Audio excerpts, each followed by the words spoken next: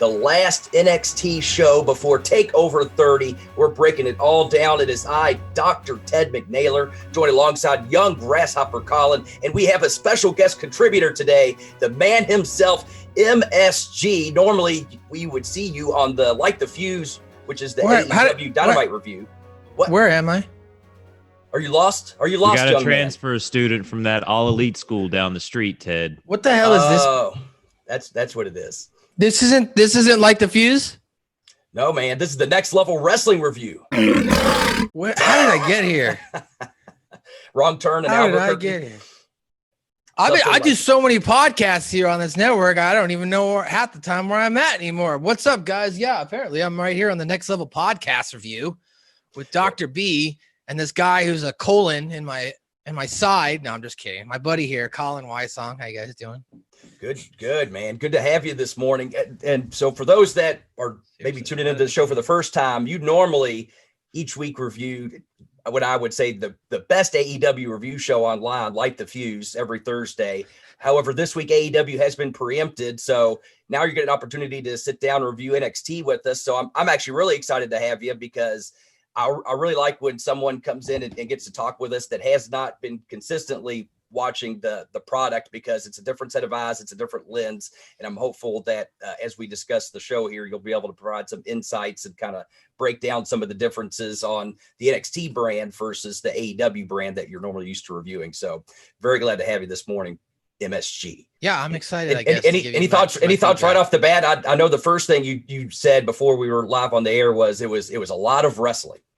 There's a lot of wrestling, guys. And I'm not saying AEW doesn't have a lot of wrestling too. So before someone puts it in the comments or goes to Discord, I would agree that AEW has a lot of wrestling as well. However, I think that AEW has done a good job from a production standpoint, that they can hide some of maybe more of the focus, where it's just primarily wrestling for that first hour straight is what it was for the first half of this show. And I think they also do mix in other segments and video packages. They sprinkle things in there. So it's kind of keeping your attention just a little bit more. But there was a lot of wrestling here tonight, and there wasn't a lot of character explanation. I felt like this show was definitely catered toward the more of a diehard for that first hour. Like if you didn't know any of those people were, which I didn't know a good makeup of who those people were, there wasn't a lot of story you could follow along. It was just, you're watching two people wrestle. So I don't necessarily know what the stakes are for, nor do I know the background of the characters. So I can't create that emotional connection. So at that point, I'm watching two people wrestle for the sake of wrestling, which some people like. I mean, I'm not going to hate on that. But that's not definitely my overall appeal for me on why I'm watching pro wrestling. I want the whole show. I want the certainly, and it's really about being emotionally invested in the character. And if you don't have an understanding of the characters, it's hard to get emotionally invested in it unless they give you that reason. So I'm actually two times now, Dr. Ted. This is the second time I reviewed a show with you where I don't get Killer Kross really featured at all again. God damn it.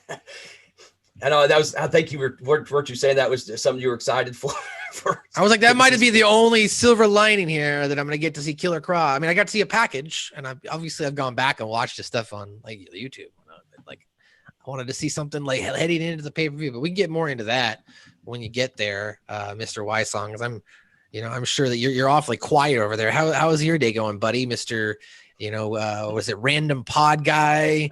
The super producer now of Cage Theory, the guy who's trying to take my spot. No, I'm just kidding. What's up, dude?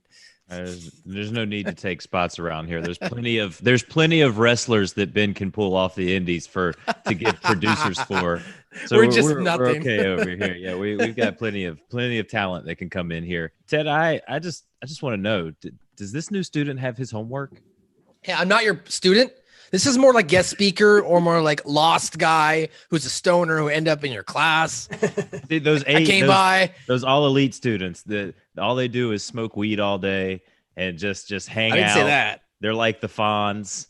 They're the Fonz of wrestling, just slapping jukeboxes to get them started and hanging out in bathrooms at pubs and things like that. I am part of an elite club, so. But Dr. Ted, I do have my homework today, and I think it's going to be a good one. Awesome. Well, let's not waste any time then. Let's get right into it. So, for those of you that don't know, this wrestling review show is a little different than your traditional wrestling review show in that we try to utilize the experience and knowledge that I've had the good fortune to gain over the years, learning through OVW and everyone that I've had the good fortune to get knowledge through, from Rip Rogers to Al Snow, Joy Mercury, Nick Dinsmore, Rob Conway, just to name a few of the guys that have passed on knowledge to me. And so what we do is we actually break down the show similarly to how we would do OVW tape review and how the wrestlers would learn. And we go segment by segment and we break down, what was the business done, and were there other opportunities to perhaps do better business? And so one of the other things that I like to do just for the learning experience and the education experience is to provide a homework assignment each and every week, which has been a lot of fun. A lot of you have written in your ideas, and I've actually been pretty impressed on some of these. Obviously, we break down, from a wrestling and booking standpoint, the parts of it that work or maybe don't work, and explain why. But it's been really, really interesting. So this week's homework assignment, as we go into NXT TakeOver 30, was to finish booking the last two competitors for the North American Championship ladder match that's coming up on Saturday, and also, for that match, who goes over for the North American Championship. And then I also asked you to provide the first number one contender or challenger for that North American Championship. So, Colin, since you are our young grasshopper, did you want to take a crack at it, MSG? No, I'm just here to watch. Colin's got homework. Show us your work, Colin. All right, so basically, these last two matches that we had Johnny Gargano versus Ridge Holland, and we had Finn Balor versus the Velveteen Dream. That first match, I was really, Ridge Holland. I like the fact that this guy, they put him out there. It's a way for him to get more fans and notice, and you can. In a ladder match style situations with him beating Johnny Gargano here, they can hide, him getting a loss or a pin, because he has yet to take a pin, fall loss or anything like that in NXT. Like they made sure to put that over how he's like, he hasn't been pinned or submitted or anything like that yet. And then in the other match, Finn Balor, Velveteen Dream, I feel like he's just a guy that he's had those bouts. He's a staple of that North American Championship. He was in the first ladder match. He's back again for the second time around to finally kind of get that gold belt that he's always kind of wanted. What did you call it? The gold belt. You can't call it a belt, Colin. Oh, that's right. It's a championship. Title. It's a championship title. Yes. And did you just refer to the NXT title as the gold belt? It's the gold belt here on the NXT brand, sir. The satisfaction. Listen, MSG, we do things a little differently on this show. I would never even call any other title but Ric Flair's title the gold belt, though. Like, that just seems like... No, that's the big gold belt. But I digress. Now, going into the winner of this ladder match, Ted, I think that the winner is, of course, a North Carolina native, the very own Cameron Grimes. He is going to take this title to the moon, Dr. Ted, and his first challenger is going to be that loser in the Velveteen Dream Finn Balor match. It's going to be Finn Balor coming to get his just desserts, coming to get what he wants. We're going to have Finn Balor really putting over Cameron Grimes for that first title defense to really put that next level championship to the moon right there, sir. That North American Championship all the way. So this wasn't part of the homework because I didn't want to go too far into it, but I'm just curious. So you're seeing Finn Balor versus Cameron Grimes. Do you see Cameron Grimes continuing on at that point, or do you see Finn Balor? I see Cameron Grimes continuing on. I mean, this is like we said last week, and somebody has been saying this guy reminds people of the Honky Tonk Man. So why not give him that Honky Tonk reign with the North American Championship down here? I mean, the promos that he can cut, the heelish nature that he has. I mean, there's so many great face characters that he could have. Like, you got Bronson Reed, you got Damian Priest. You've got, even guy like Ridge Holland, playing off of Johnny. He could even out-heel Johnny Gargano with Candice LeRae. I mean, that's just how slick that country boy Cameron Grimes is in that situation. So I've got fully invested in Cameron Grimes here. Gotcha. And we talked a little last week about the possibility of that happening. And I like that pick, honestly, because I think in this situation, it being a ladder match is a good way for him as a smaller heel to somehow find a situation to where he can get away from some of these bigger guys in the match and go up and capture the championship, which gives him that much more heat because he didn't actually pin or submit anyone. He just managed to find the right set of circumstances that would allow him to win. So I do like that. And I'm always very big on baby faces chasing a heel for a title. So I think to that degree, Colin, I like that.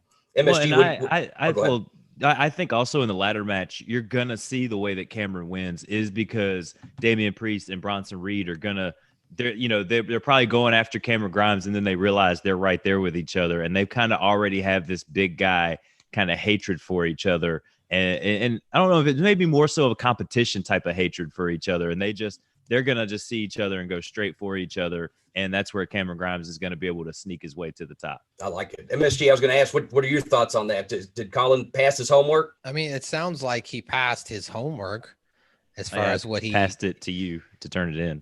I mean, it sounds like he, made a good effort from a, I guess, character and, his choice standpoint, his opinion. I'm not a big fan of what is he going by here? He was Caleb Conley. So Cameron Grimes. Cameron Grimes. Yeah, I just, Cameron Grimes, he's got a good look body-wise. He keeps himself in good shape, 100%, and he's a good wrestler. His character, though, it's just too, I don't know, it's weird for me. Like I get what he's doing. It's just, it doesn't seem like it's going to be it seems like it's going to need a really good storyline for me to get like a casual fan to really connect to him as a character. Because like I saw him in Impact, and I just feel like this character is just that character turned up even a little bit more. And when he was in Impact, he was more maybe the quieter type.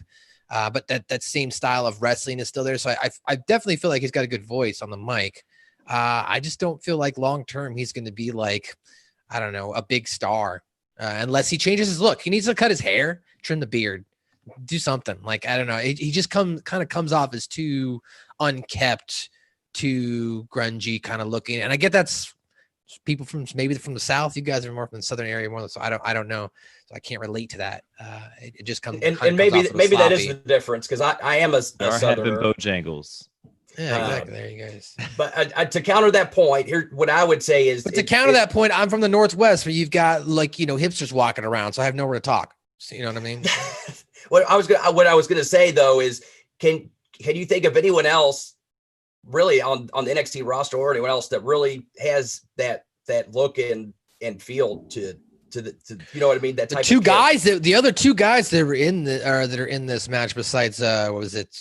Johnny Gargano, the Crimson guy. What's his name? Grimes. I'm sorry. And then you've got who's the other guy? Bronson Reed, Damian Priest. Mm-hmm. Well, but there's a fifth guy. Who's the fifth guy? Or is it Balor or Velveteen Dream? Okay.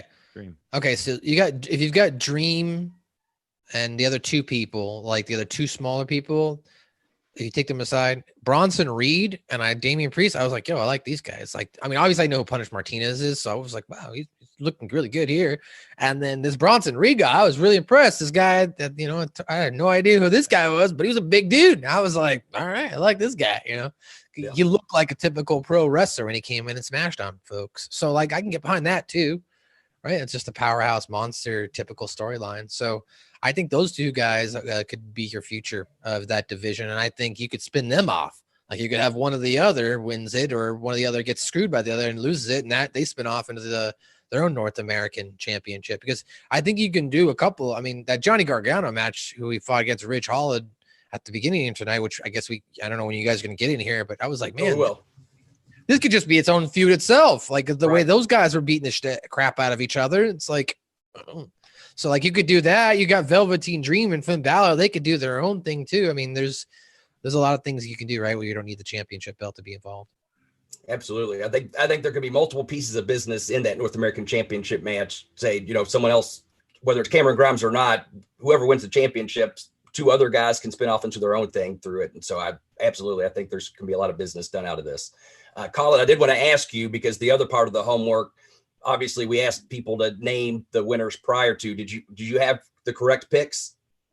I'll take your word for it. Oh no, I didn't have no because I wanted Ridge. I wanted Ridge and Finn. Well, no, Velveteen Dream. I did one in there, but I think Ridge was the one that I had for the first match. But Okay. and did you want to go ahead and get into the emails for the? Yeah, absolutely.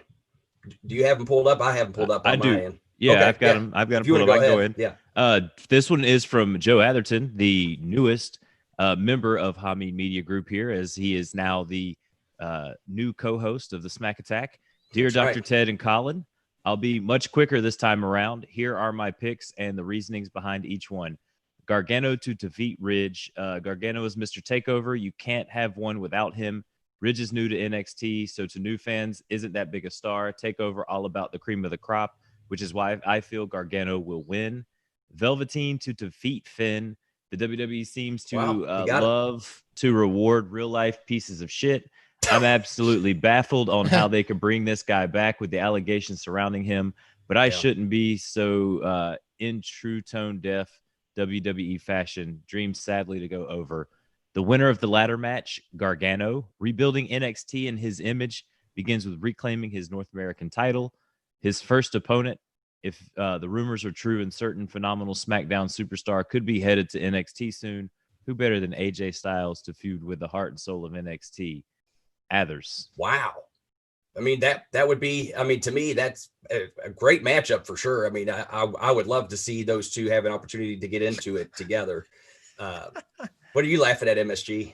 I tweeted out the link for the show, but the way I guess it capped it as me as the background. So I'm laughing. Well, look at that. I'm the background for your next level review right now. You're over. Look at that. I guess. Or not a lot of people are going to click the link.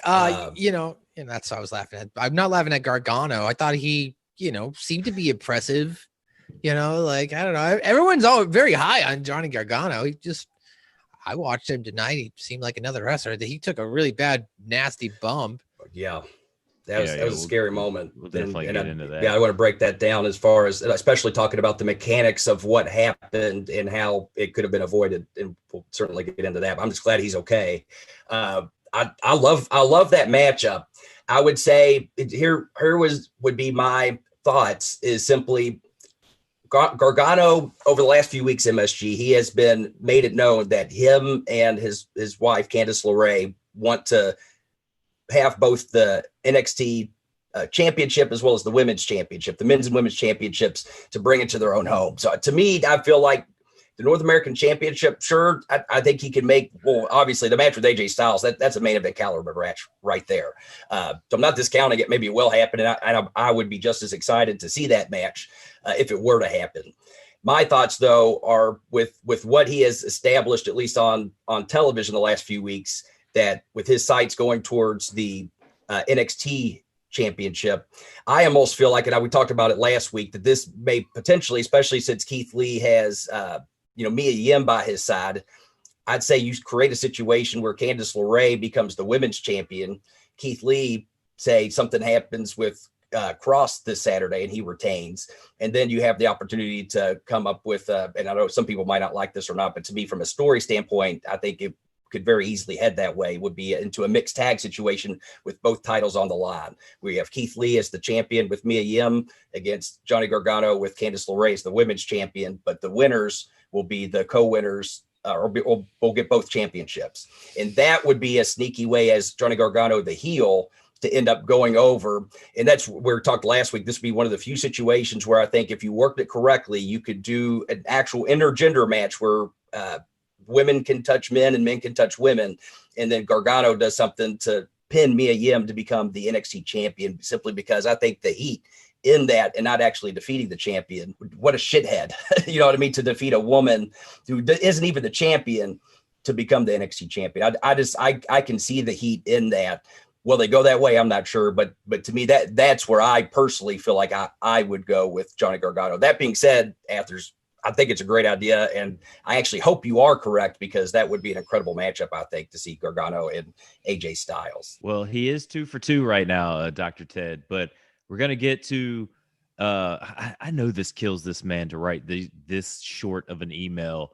Hans. Our next one is from Hans. Yeah, I knew it. I love hearing from Hans. I was worried because I didn't get his email until yesterday, so I was worried we weren't going to hear from Hans this week. He was messaging me on Twitter, kind of giving me some of his ideas and things like that. But I don't think he's not doing much boozy booking right now, Dr. Ted. He said he's not as loaded as usual, but I just remembered still a couple hours before NXT starts here.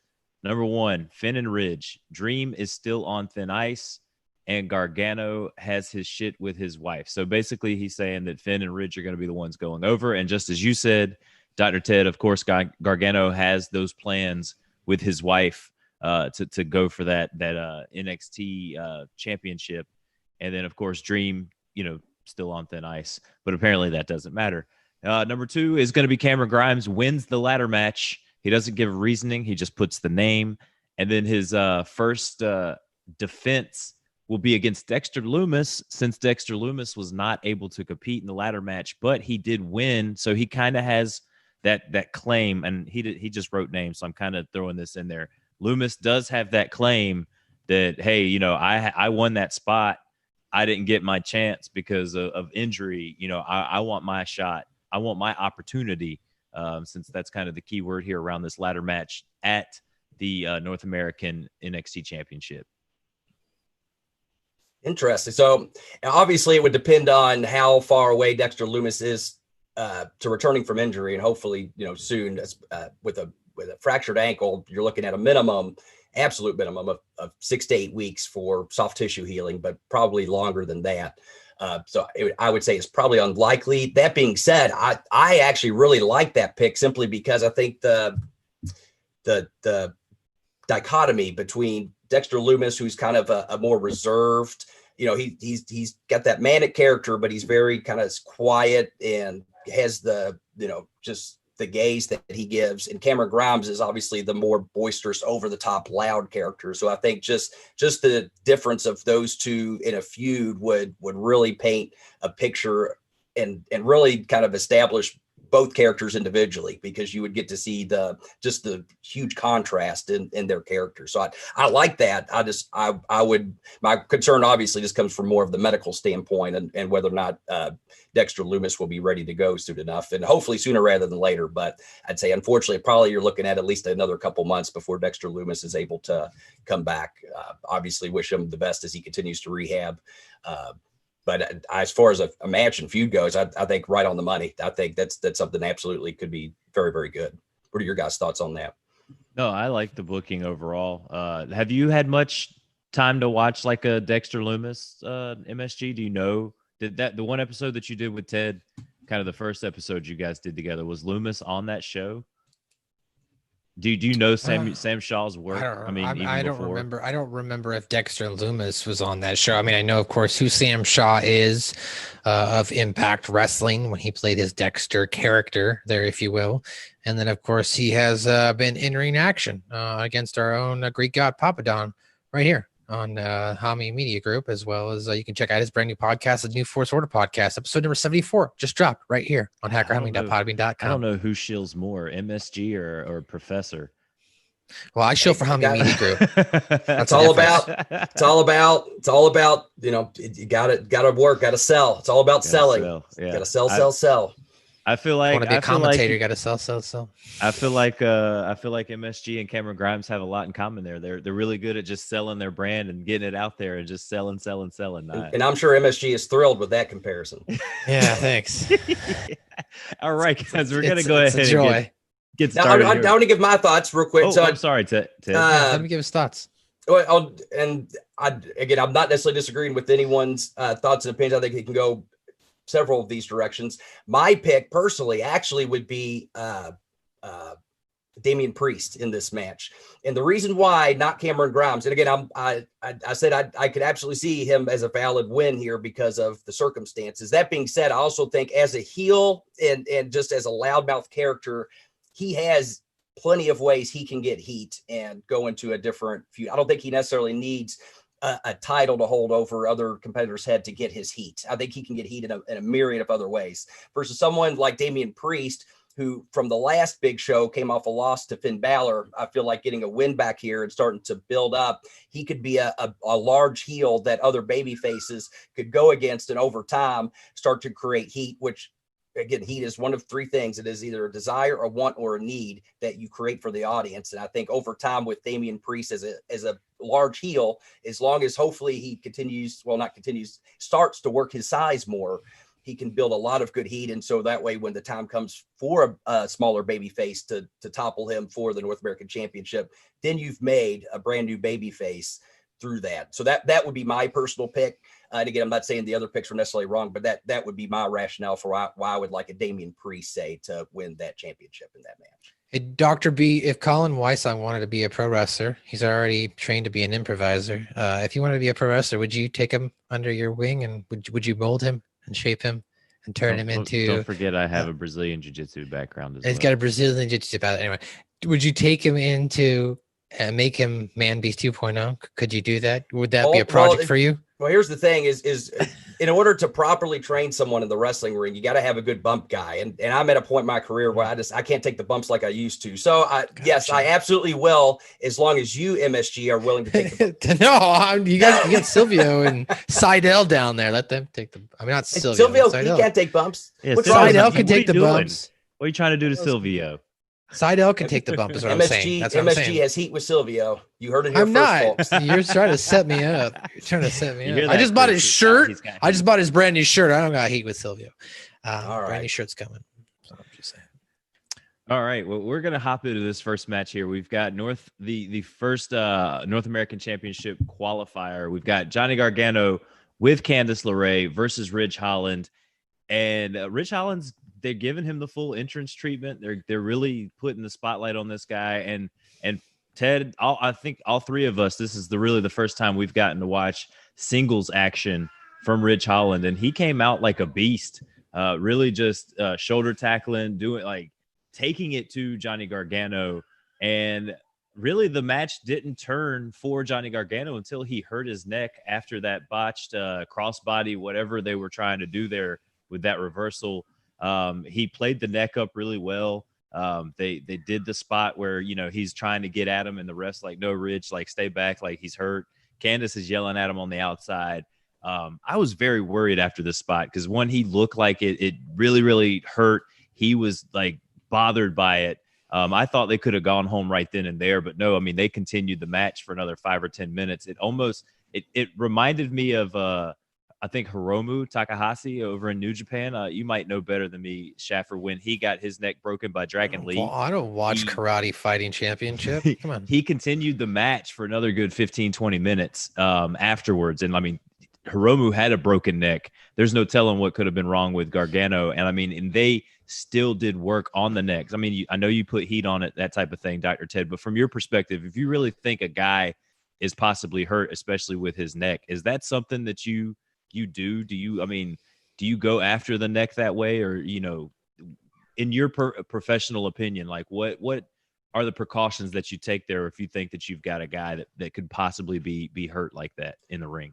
Well, you would obviously, the first thing is make sure he's okay, and from what I understand, they stopped the show and had him medically examined and determined he was okay, and then continued on from there. So I wasn't there to do the evaluation, but assuming, I'm sure they have, the highest quality medical staff that cleared him. And so, if they cleared him to go, then I assume that he was good to go.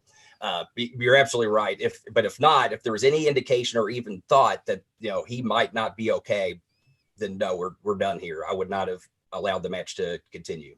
That being said, to your point, I absolutely do feel like, given the circumstances and the situation, that would have been a hell of an opportunity to get some heat. And that's where sometimes organically you end up working into situations where, I'm not going to say it was necessarily a better situation, because someone getting hurt is never, that's always the worst case scenario, is someone actually getting hurt. That being said, the spot happened. He clearly, could have been legitimately fucked up. I would have personally, if I was booking the show, I said, all right, after we cleared him, I said, okay, we're going to continue to milk this. Johnny, you're okay, but so we're going to still milk the injury. Can you imagine if they would have had at that moment, and even Ridge looks like, oh shit, I may have ended this guy's career. That's when, you maybe have, Ridge trying to help him up, and they're trying to help him out of the ring. You have people do the respect clap. And then when the referee's not paying attention, that's when you have Johnny Gargano do the ball shot, which is essentially what they did for the finish, and then have him go over. Because that to me would have been way more heat than whatever pre-planned stuff they had the rest of the match. You know what I mean? Like, I don't know if your all's thoughts, if you can necessarily feel that if they would have just stopped there and milked the injury and then have Johnny Gargano do the fuck finish at the end. I just feel like that would have been so much more heat than doing a bunch of spots and then going into that ball shot finish, because then by that point we already forgot about that next spot, which was, a legitimate thing. And, there's so many times in wrestling that we really want to get the fans invested in the realism of it. Something real actually happened. Why not use that opportunity as a mechanism, a story mechanism, to get more heat on your antagonist? Personally, that's what I would have done. Yeah, and I had a feeling that Candice was going to get involved in the match when she first came down. Of course, Johnny Gargano wins, as Dr. Ted said. He gets the nut shot in. He's able to get the DDT in for the win, and Johnny Gargano is moving on. Matt, did you enjoy this match? Is Ridge Holland somebody that you could see them putting some money behind and possibly maybe making a big star, whether here in the United States or over in the UK? All right, so I've got a couple things, and I'm gonna ask some clarifying questions here. Yeah, please, because this is your first time seeing the show in a while. You don't watch regularly, so yeah, I'm definitely curious to know what your thoughts were. So my first question is, I missed the first minute of the show, so because I was just getting into the house. Did they do any like lead up or any like background on what was going to be on the show tonight, or any background on the Gargano Rich Holland a prior match, or anything on Gargano's lead up? Because that's like, I came in to this match and I felt like I didn't the new guy, I'll give him a pass. He's a new guy, that he's developing himself. Okay, that's cool. Then everyone's on the same playing field I'm at this point. But Johnny Gargano, you explained all about that stuff earlier, like when you were talking about the emails about him potentially feuding with Keith Lee down the line and doing the mixed tag team match. None of that information I felt like was told to me. Like I had no idea about Johnny Gargano, whether he was a good guy or a bad guy here. Obviously, as the match played out, based on his mannerisms and how Mauro Ranallo tells a really good story of characters, I was able to gather, okay, Johnny Gargano is the heel here. However, I found that the match was a little anticlimactic as well. You mentioned you would have preferred to see maybe Johnny Gargano hit that super kick after kind of hazily acting concussed, and then the match ended there. No, and no. Okay, I would have had him hit the ball shot. No, I would not have had him go strong on him. In fact, because I think they had Candice do the distraction. You can still absolutely do that. Again, I would have had the medical team and out, getting ready to help him up and out of the ring. The bell still hasn't rang to end the match, and even have Ridge, as somewhat of a baby face or just someone with good sportsmanship trying to help Gargano up. You have Candice pop up and say, "Hey, don't touch him, asshole. That's my husband," or something like that. And then see that, and that was another thing is I gathered that Ridge was his mannerisms were very heel like as well. Him, kind of how he moved about around the ring and yelling at Candice. I was like, that's not really babyface. So like it felt like it was two heels wrestling. What I was going to say though was I think it would have made sense to me personally as the viewer if Johnny Gargano had, after he had gotten up, from taking that huge bump, if he had got that desperation super kick and that's how he won. That would have made more sense to me personally, because it would have been out of that desperation move. And then you would have also been asking, is he okay? Like, or was he faking it this whole time? And did he set it up and take or capitalize on the situation? Yeah. So you at that point, Ridge is still going to lose. I mean, I get the whole what you're saying. You want now to your point, they did not have to do the ball shot, but I still would have had. I still feel you still have to find some mechanism to get more heat, because just hitting a move and she could have done the ball shot and then he could have done the super kick too. It could have been as well. Or just a distraction. If he would have sold it and then Rich Holland just started to go towards him to check on him, doesn't even necessarily have to put out a hand like he's helping him. And then that's when Candice jumps up and say, "You get away from him. He's hurt, blah, blah, blah." And that split second of distracting him, then sure, then Gargano could have popped up, hit the super kick. That's the finish. So yeah, we're just splitting hairs as far as that goes. Right, exactly. But yes, I would have said some way to say, okay, clearly he's an asshole. He took advantage of a situation. I think popping up and just hitting him almost is too strong, but having a distraction or something of that manner, then he hits the super kick is going to at least give him a little more heat there. I agree. And I also felt that the match then went on a little bit too long after that, because all I could think about it was, is he actually hurt? And is he now working hurt? Like, that's stupid. What are you doing? Like, so like, I mean, and there's something to be said about that as well. I'm not saying that's not, emotionally captivated. Like, I'm sitting there like, is Gargano actually hurt? So like, from his perspective, like, he's got me. Like, I'll give him credit there. But from maybe a professional standpoint, as far as the doctors and refs out there, maybe an audible should have been called, because that was a pretty nasty bump, man. Like, he came down hard. Colin? Yeah. Well, I think like what Ted said is, since these are tape shows, they definitely checked on him to make sure that he was okay, and then kind of inserted it in. It was like, all right, just play up the neck and everything. Well, the referee checked on him. Is the referee a doctor? Does the referee know how to give concussion-based testing? Well, they do the hand squeeze. That's enough to know whether or not you're concussed and okay. And again, that's where I think once they found out he was okay, I think it would have been much more compelling television to not have done the match and spend a few minutes checking on him and showing the tests. You know what I mean? And this is obviously after they make sure he's okay, legit. You know what I mean? And have show them checking his eyes and checking his hands, and that's something like too real, Ted. Yeah, it's too real. Too real. Well, that's what I would have done, especially as a doctor. I would have gone in there and actually done an examination on him and just really made people at home go, oh fuck, is he going to be okay?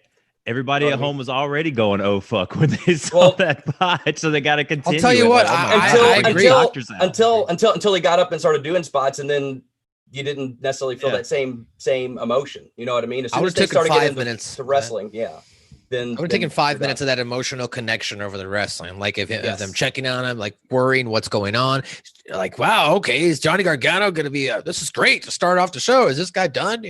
Is this real or is this not real? Like, there's that dynamic, that blurring the sense of reality there, especially when it comes to a head injury that I think could have been told there. And that's the thing that I think sometimes is hard with WWE being such a machine. And now, everything is played out as far as, at this moment in time, we're going to be at this camera angle. This is the exact thing that's going to happen, versus there's something that's just so powerful and emotionally raw with saying and being okay with getting rid of your pre-planned stuff that you've spent a lot of time on and say, hey, we have something in front of us that's a lot better than anything that we wrote. Let's run with this instead. And it's hard because, something happens, say on a movie set, you're not going to change the movie for it. But when you have live television and trying to emotionally invest an audience into what is happening in the ring is an athletic competition and things can happen, this was a good opportunity to draw viewers in with that sense of realism, especially again, I want to be clear, after they made sure he was okay, and then utilize that as a moment to really invest the viewer emotionally into what's going on. Yeah, I wholeheartedly agree. And I had a feeling when Candice LeRae came out with Johnny that she was going to play a role in this match, just because she hadn't been coming out with him for any of these other qualifying matches before. So again, the knowledge that you and I have about Ridge that Matt doesn't, that he hasn't been pinned or submitted or anything like that. Again, they would have to kind of play in that booking to somehow keep him strong. I was very surprised that he took the pin. I thought he was going to win and go forward with this. I mean, they build another kind of bigger guy to, once NXT UK is back up and running, you can slot him back in and have a big star that Americans would know, as well as the UK audience. But we're going to jump into Dakota Kai. Real quick. Sorry, I don't want to cut you off, but MSG did earlier. You had mentioned watching this match that you could foresee these guys going on and doing something together. I would foresee, and my guess would be is these two are going to continue on, and actually, hopefully they do at least play up what happened at this point. Granted, it would have meant a whole lot more had they, milked the injury like we talked about, but I would foresee these two continuing on at this point, because it was not a clean win for Johnny Gargano here. And so I would see Gargano possibly having to go through Ridge Holland first before continuing on his quest to become the NXT champion. Gotcha. Yeah, that'd be interesting. We've got Dakota Kai versus Jessi Kamea, and MSG. You were the only one that didn't know who Jessi Kamea was, as Dr. Ted and I had no clue. This is a new NXT superstar for us to go about. But I have no idea who either of these people were, by the way. She didn't last very long against the new heelish Dakota Kai. Dakota Kai goes over, and then we get Io Shirai coming out to confront Dakota Kai as Dakota Kai is cutting a promo on it.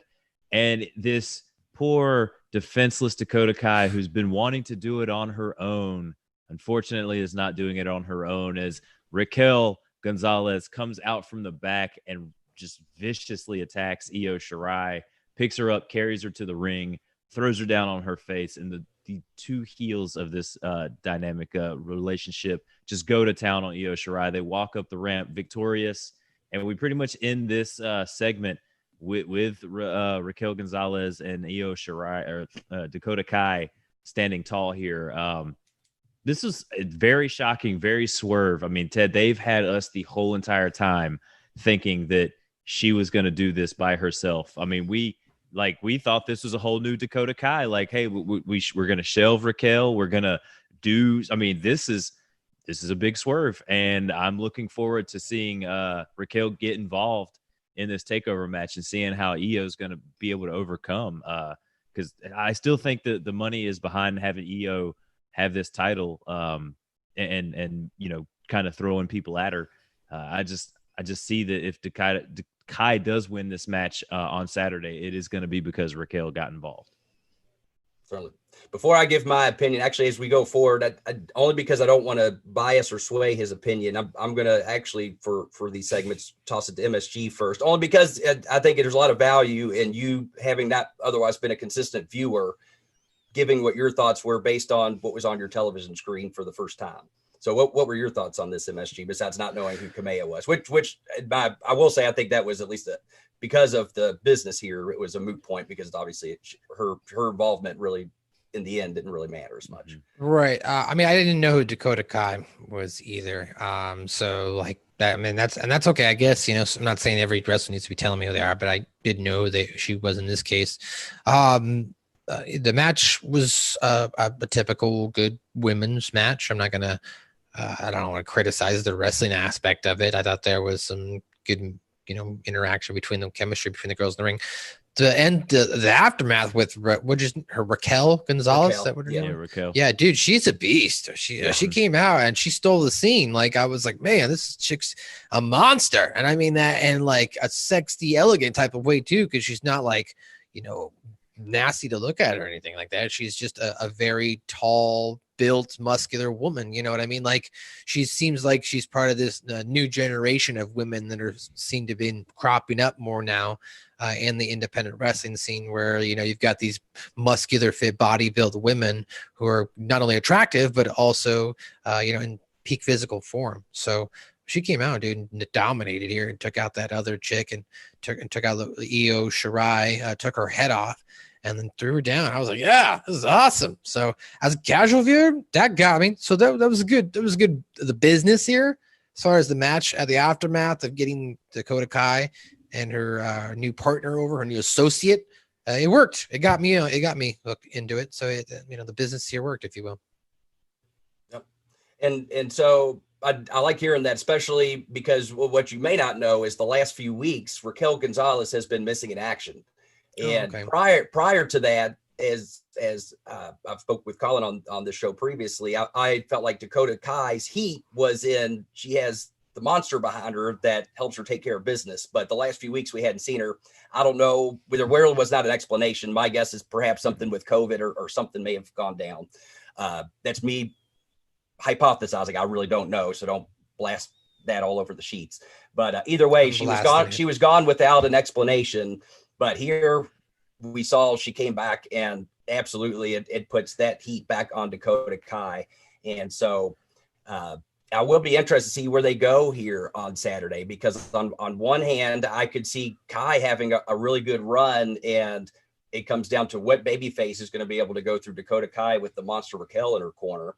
to overcome. That being said, it also would be a hell of a win to solidify Io Shirai and continue her momentum as she potentially and assumedly works her way towards the main roster on Raw or SmackDown. So I could honestly see either way them going with this, and neither would be a bad decision. It really depends on what is the business that they are looking towards. Are they looking towards building heat on Dakota from this point forward, or are they looking to continue to build Io Shirai's momentum as champ? And that's where I'm not privy to those discussions, so I don't know. But I think really either way, you could justify either, and I think both would be good pieces of business personally.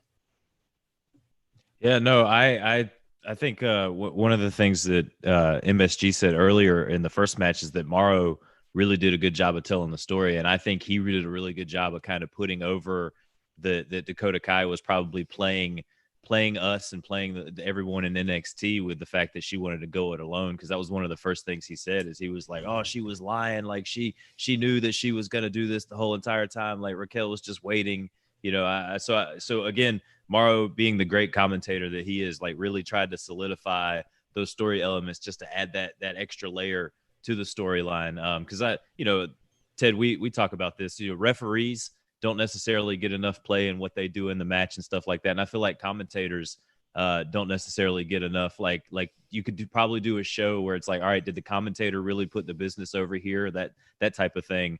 And people would probably eat that up as well. They're for their love of commentators. I don't know. Like you said, I don't know where they can go from this with Io Shirai. Like, who is her next, building stumbling block or roadblock in her way to the main roster if she does beat Dakota Kai, or do we see her lose to Dakota Kai and she chases Dakota Kai for maybe one or two pay-per-views before she can finally get that next comeuppance? Or do you see someone like I know Shotzi and Ripley are busy with the Robert Stone brand at the moment, but could you see those two maybe kind of slowly working their way towards if Dakota Kai were to win, maybe Dakota Kai Raquel with Rhea Ripley and Shotzi Blackheart? I think you could find ways to make any of those work. I think the person that has been built up the most on this show, longevity as far as having that journey towards that NXT Women's Championship is who I spoke on earlier, and that'd be Candice LeRae. And so she's someone I feel like is waiting in the wings for that opportunity. So that's where I feel like, at least from what I've seen, it seems like they're building towards that. And I feel from a writing standpoint, I probably would at some point in the next couple months find a situation to make that happen, especially because that also not only advances that story. I think for Johnny Gargano as an individual, how much more obsessed is he going to be to become that NXT championship if his wife is able to succeed on her half of the battle of becoming the first couple of NXT, but he still doesn't have championship gold around his waist? And you know what I mean? That to me, I'd see him becoming much more frenetic and frenzied and trying to find an opportunity to get that title. That being said, I think any of those women could certainly, put on a great match and have a good feud with Io Shirai. I just foresee, based on the stuff they've built in previous weeks, that I feel like at some point it's going to be Candice LeRae to go over for that NXT Women's title. We got you. Matt, did you have anything else on this match and in this little bit of a segment here? No, but I do want to put it over there. We got about 5 or 6 people right now watching us live here on YouTube, Hami Media Group. So shout out to Piers Austin, Chef Fandangle with the Thing, Anonymity 1981. Joe Lamaya says, I need to get some. Apparently I was maybe a little too politically correct explaining women's figures. I don't want to get myself in trouble here. And Jerome Hall says, good morning, everyone. So thanks for watching, guys, live right here. I think he says, MSG, you need some sun. You need some sunlight, MSG. No, I think I took it more as like slang, like MSG, you need some sun. Like, you know what I mean? Like you need to get some sun. Like that's how I read it. Get that, maybe you need to get some out in the sun. I mean, I did see little googly heart eyes come out of Matt's face when he was talking about Raquel Gonzalez there. So who knows? I got a Latin thing. I'm into Latin girls. What can I say? MSG likes to be dominated. Hey, I'm not going to go there. Me and 10 guys will take Shamrock. So, I'm into groups settings. We go backstage. We've got this show's going off the rails. I got to get it back on the rails, guys. We go backstage. Tegan Nox says she is ready to talk to LeRae, try to fix whatever's wrong with their friendship. It's important to her. That's the chick I was asking. Sorry, not to interrupt. No, it wasn't the El Mayo chick backstage. I asked this in the chat room during the show. Nobody would answer. It was like, they didn't explain who this lady was, what was her name, and what the hell she was doing. She was just like, Candice is my friend, and I think that we haven't been friends for a long time, but now I'm ready to be friends. So let's get together and be friends. Sorry, I just had to interject in here. Thank you for telling me what her name was. Someone tell Ben Hameen, I want MSG on one of these improv theaters to be the new New Zealand wressler or Australian. I forget where she's from, but the new wrestler that's coming in, and they're trying to get you to fix your accent.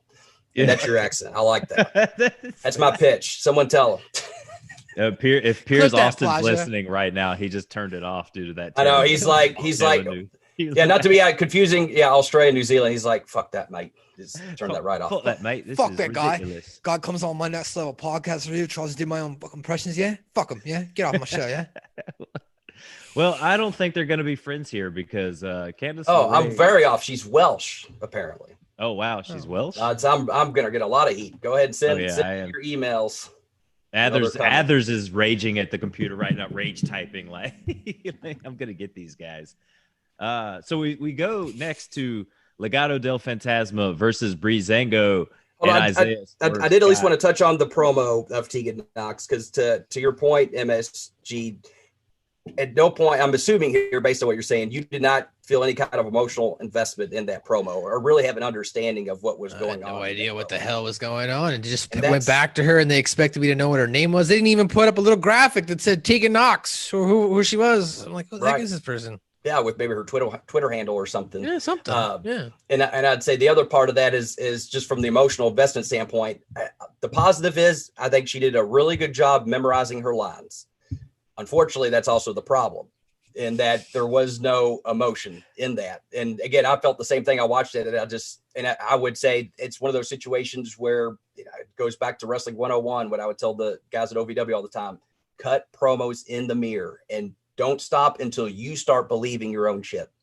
And if you can't convince yourself and get emotionally, you should be able to look in the mirror and cut promos and within a few minutes become emotionally just fatigued from spilling your heart and soul into it.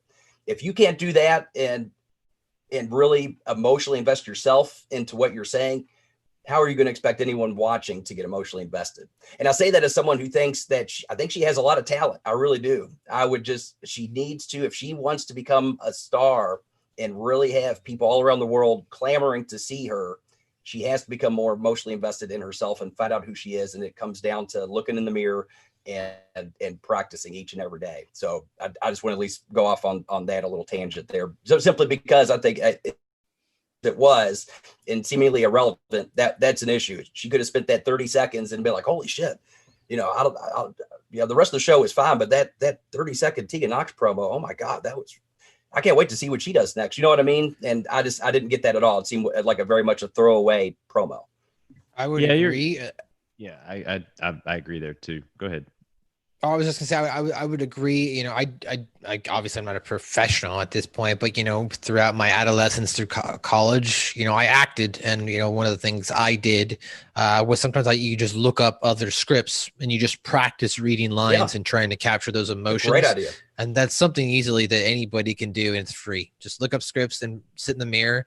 And especially if you've seen the movie already too, what the character's emotion was in that scene, so you can try to emulate or form your own style as well based on just practicing other different scenes. Anyway, that's kind of what Henry Winkler's character does in the show Barry on HBO. He has like them reading like monologues and choosing like, all right, guys, you're going to choose a monologue next week that's going to come in and fit this criteria, and then they come in and they do the monologue and stuff like that. Which Barry's a great show.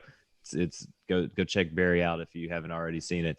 But we're going to get into Legado del Fantasma versus Breezango and Isaiah Swerve Scott here. this Swerve, whose house? Swerve's house. Sorry, I'm a big Swerve fan. Yeah, no, I am too, and I think he's got a lot of potential here in NXT. They like him. He has the one win over Santos Escobar right now. I wanted to call him King Cuerno. He has the one win over Santos. They keep pushing that and pushing that and pushing that. This is a good little blood feud match. I mean, Breezango, all these guys just hate each other, and this was a fun match. Legado del Fantasma goes over eventually, and we saw a little bit of some craziness here in this match. Swerve gets kicked into Tyler Breeze, who's on the outside. He knocks Breeze off, but the ref registers the tag. Swerve hits the finisher, tries to get the pin, but the ref is adamant that he is not the legal man. And we get Santos Escobar gets back in the ring, gets the finisher, gets the pin. And afterwards, he showed like his head was really hurting him. And I was trying to watch back where like he possibly could have hurt himself, because it was one of those moments. As soon as he got the pin, he just grabbed the back of his head. And the whole time they were celebrating, he was just really kind of selling the back of the head. So hopefully he doesn't have a concussion or anything there from something that he did. But Ted, the business of this match, it was a fun little match. I still feel like they're building Legado del Fantasma to just keep wrecking people, to be this new undisputed era that they have down here in NXT. What did you think of kind of that weird tag bump spot? I mean, is that something that normally, like, is that something that you guys would have done in OVW? Is this something that you've seen before as kind of a way to get heat, or kind of like a weird way to book a finish in a match? Having the wrong guy get the but off of the bump though, like, because I've never really seen it where it's like, oh, I got bumped into the guy, we're automatically tagged into the match kind of thing. Because you see that a lot where guys do touch each other over in the corner, but the ref never just like registers the tag. I have done it before. Usually it's done in a situation where you're building an angle between the two guys. Like you've already planted seeds that they may not be on the same page. And then something happens where they knock heads in the corner and the referee goes tag, and it's what the hell. And it causes the baby faces to lose. But then that is basically a mechanism to enhance the story as a tag team. Mm-hmm. I don't necessarily get the sense that they're looking to break up Breezango here. That being said, that I wasn't completely, I guess, upset about it just because it was different and it was a little more unique way to get the heels a win. That being said, though, if it was confusing or seemed off to you as a viewer, I would say likely there's probably others that may have seen the match and maybe not have, I guess, absorbed it the same way. That being said, I still felt like it was an underhanded way for the heels to go over, and thus I still think the business got done in getting them heat, but based on what you're saying, perhaps maybe it could have caused confusion in the viewer's eyes versus heat. And that's, again, we've talked on this before on this show. You never want confusion to be the emotion. It can be intrigue, but not confusion. So that's where maybe it wasn't as, I guess, definitive giving him heat as it could have been. That being said, I still think to some degree, because it was kind of not the cleanest of ways to win. It was kind of, not, I guess, clear, on exactly what happened until they kind of explained it as it was happening. Perhaps they may have, going another way, may have given him more heat. I'm just not sure off the top of my head exactly what I would have done necessarily differently, other than your traditional, heels find a way to cheat to win. What I mean? And I missed it on the first watch through. You miss where the ref does the tag. It's like when they showed the replay and you actually see it, and they're kind of focusing in on it. That's when you actually see it. But in the speed of the match, you really miss, him slapping his hands and doing the tag motion kind of thing. So I just kind of thought that, he got bumped off the ropes because they were going for that hot tag.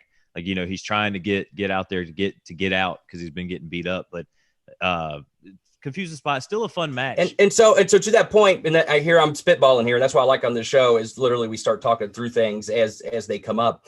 Perhaps then maybe they could have made it more clear to the viewer. Hey, they tagged. Hey, I don't think Breeze realizes he's legal. You know what I mean? And then playing that up so that way when Swerve goes for the cover, everyone at home is going, "You're not legal." You know what I mean? And versus the wrestlers they clearly don't know. And so that I think could have given them more heat, because then at least you've educated the viewer that the heels are taking advantage of the situation versus being like, oh, I didn't realize they tagged, and then showing it afterwards. Because when he went for the pin, I was very confused as to why the ref was not like counting, and he was kind of like you could see Scott was trying to reposition himself. So I was like, okay, well maybe he doesn't have his shoulder down, maybe he's like not on top of him, like as way he should be, and the ref's like, no, you're not, like no, and then I heard him say like, you're not the legal man. I'm like, oh, and at least the ref said that. And shout out to Stephon Smith. He's actually a OVW guy as well. He's a really good hand. And I don't fault him at all here, because really it should have been, as we talked about, it should have made it more visual to the viewer. And that's really on the producers to get that shot and then to, have the announcers put that over. Now, again, though, if they weren't smart up to it or told that, hey, we need to make sure we put this over, then, you can't have that expectation, because perhaps they wanted the commentators for whatever reason to be just as confused, and maybe they wanted it to be more of a confusing thing. But personally, and this is just my MO, is whatever is happening needs to be clear to the viewer. And again, confusion doesn't sell tickets. Intrigue does, but confusion does not, unfortunately. Now, MSG, I have a question for you, because as I was watching this match, as a guy who has covered Impact and has watched a lot of Impact, what do you think of DJZ's character now as this like cartel, like bad guy? Did you ever like watching him? Have you ever like seen it in him? Because I don't know a lot about DJZ. Looking at it from his character coming over into NXT, it always seemed like he would have been a face. Like he's that happy-goer party guy kind of thing. Is this something like a different look for him for you? Is this something, do you like there's like they've got an edge on a guy like him? So, first off, of course, I'm a big Swerve fan. He is, of course, from the Pacific Northwest here in Washington. And if you ask any Defy wrestling fan, who built Defy, it's Shane Strickland. It's the house that Shane Strickland built here in the Northwest. That being said, Colin, I didn't know that was DJZ. And this was actually my second point I was going to bring to you. I have no idea what was the name of this Fantasma del Taco. Legado del Taco Bell. Racist, MSG. You can't say that. I'm just saying. I guess whatever. I'm a quarter Chicano and a quarter Italian. Right. I can say whatever I want. That's America. So yeah, I don't know who these people were. They looked cool. Like they looked like badasses. I'll give them that. They looked like they were coming. Like the cartel came out, and I was like, "Whoa, this is pretty cool." Like at that point, I actually didn't even want to see a match. Like I thought they were just gonna get in there and just beat the shit out of him. Like that's kind of what I thought this was going for. But the match wasn't bad. But which one was DJZ? Like I couldn't even tell. Like I that's how this match wasn't that memorable to me in that regard. As you pointed out, the confusion. Both of you guys talked about a little bit of the confusion at the end with the tag team. That kind of took me out of it as far as how it broke down there. Because I was like, wait, why you guys screw Shane Strickland out of this? So I wasn't very happy about that. So now, and since it is a tag team match, as we spoke on the Impact Attack yesterday, I'm put out a challenge. One more thing I have. Go ahead. I was going to ask one more thing. This came before the Pat Buck segment, right? Mm-hmm. Yeah, right before it. And this was another thing too, unfortunately, is at this point, we're about 55, 60 minutes into the show. And it was starting to really weigh on me, a lot of the wrestling. So I'm going to be completely honest. I wasn't fully 100% into this match. So just because I was starting to feel a little like a lot of the wrestling was just weighing on me. There wasn't any of a breakup there with segments or video packages, and it's interesting. My palate. Yeah. And it's interesting you say that, because I think I hear a lot of people complaining about, we need more wrestling, but too much of a good thing can be too much. Because certainly you want to have a variety of things going on, whether it be promos and whatnot. And certainly there can be the opposite problem where you have way too much talking in segments and not enough wrestling. And so perhaps this was a situation where, in order to keep the casual viewer interested, they could have done more splitting it up, whether it be with promos or video packages or things like that. But I wanted to harp on the tag team aspect of this, because on the Impact Attack yesterday, I think I've issued this challenge a few times now, and I'm going to do it more consistently every time I see a tag team match until I finally see a proper hot tag. And this is different than any other internet challenge. Usually internet challenge, you have thousands, if not millions of people participating. I just want one. I want hot tag marketing by Rick Vickery. One proper hot tag. We saw in this match, all of the heels get taken out and then the babyface made the tag. Well, who gives a shit because all the other heels have been taken out? You know what I mean? It's like, it's simple psychology. And I don't know why. I don't know if something, something has changed as far as why wrestlers aren't. It's like the business has evolved, Ted. Okay, you're like part of the old generation. This is like the new generation. Okay, we're gonna do what we want. We're changing wrestling. Fuck the rope. Fuck the tag rope. We're not gonna do that belts. anymore. We're not. No more hot tags. We're not using tag belts. It's the new era of wrestling. Heels and Bobby Fosses are done. Everybody go online and tell them your real name. God, see those take pictures of yourself. Guys, I was telling you about them. God.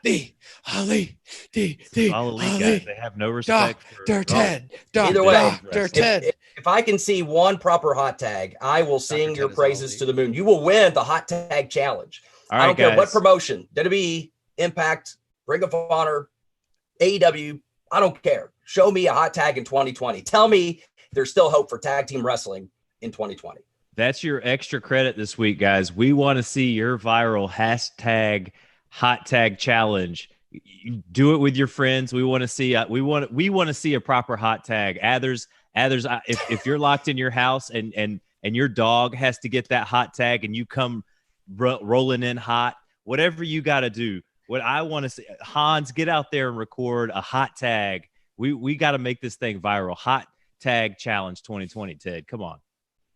Make it happen. Get on board with it. Let's make I mean, really, I was gearing this towards the wrestlers that are wrestling, but if people want to make up their own vignettes and promos of making up a hot tag and what they think it is, I'm all for it because I think that would be absolutely entertaining and hilarious. But I legitimately want to see a hot tag on one of these shows one of these days.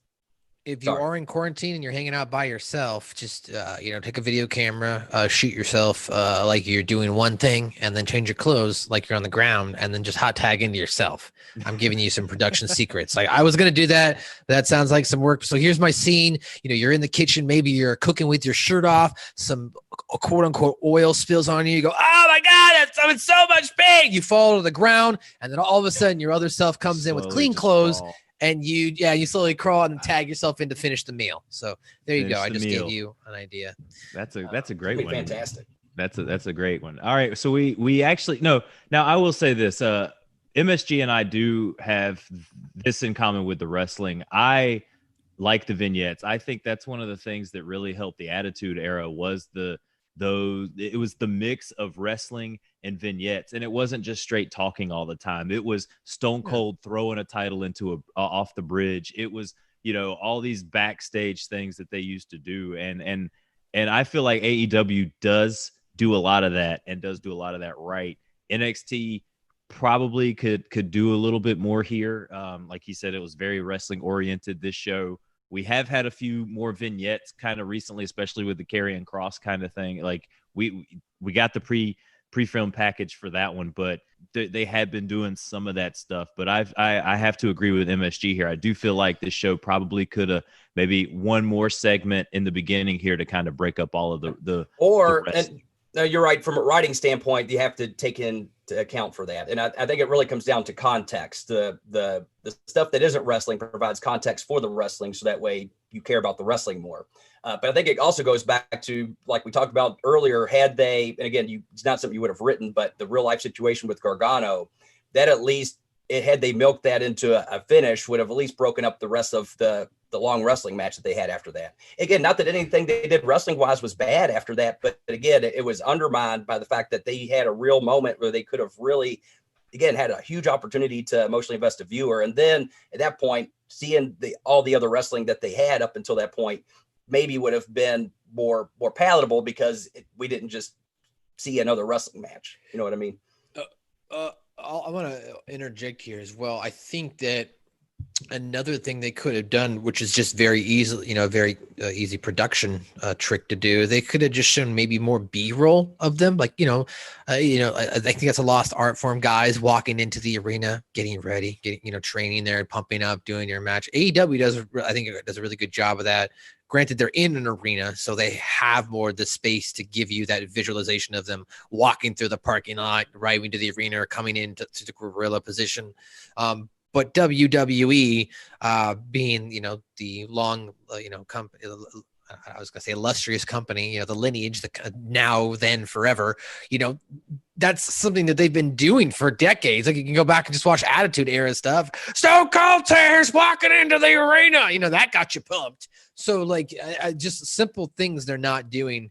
That's like I said, that's an easy production trick, especially on a recorded show, right? I mean, it's not like you have to hit something on the switcher to like change camera angles at this point. You can just edit that in, and moreover, now look and say coming up next while they're just walking while they're showing that footage, right? Absolutely. So we actually we go backstage to what Matt is talking about, and we have Pat McAfee showing up with AJ Hawk and Darius Butler. And then there was one other. Not Pat Buck, as MSG was saying. Yes, not Pat Buck. What? What's his name? Pat McAfee. You're thinking of McAfee. Pat Buck, who is involved in a feud with Nia Jax on Raw. He's the producer. He's an OVW guy as well. Okay. Yeah, a lot of Pats going around. No more Pats. A lot of Pats. There's a lot of patting going on around here. We go to this. Pat yourself on the back, Colin. Segment here. We're getting more Cole and McAfee facing off here. They've got the security on the outside. Basically, McAfee cuts a really great promo talking about how he has made $1 million in 7 different businesses, and Adam Cole better watch out because he'll make this his 8th one, which I'm pretty sure he's probably already made $1 million in professional wrestling. And then, Cole starts to walk out, gets into his face. The security gets in. Now, this was set up to make Cole look a little bit more badass than what he was. He takes out like 4 or 5 guys in one swoop, gets into Pat McAfee's face. And this was like a production thing that you're talking about. They really got like the audio changed for this. Like, instead of like sounding like 2 guys talking in an arena, they really got up close. And it was very like, almost like if you were just standing there out on the street, standing right there behind Pat McAfee as Adam Cole was in his face. And he basically told him that come Saturday, he was going to make him his bitch. And Undisputed Era walks out, just talking junk. The NFL players looking like they want to get in the ring, which I don't know how in a ring ready those other guys are. I mean, it looked like we were definitely set up for like Teddy Long to come down and say, I smell a 8-man tag match, playa, and then we were going to get an 8-man tag match right there on NXT with the NFL guys versus the Undisputed Era. Are you MSG going to you, not having seen any of this, kind of knowing a little bit about their feud, because I'm sure you saw the Pat McAfee blow up thing with Adam Cole on their show or whatever. Did this little segment get you even more excited for possibility? Like, as someone who doesn't watch it, would you want to watch this match at NXT TakeOver? Like, as an AEW watcher, as somebody who doesn't really keep up with the product, is this drawing you in to watch on Saturday?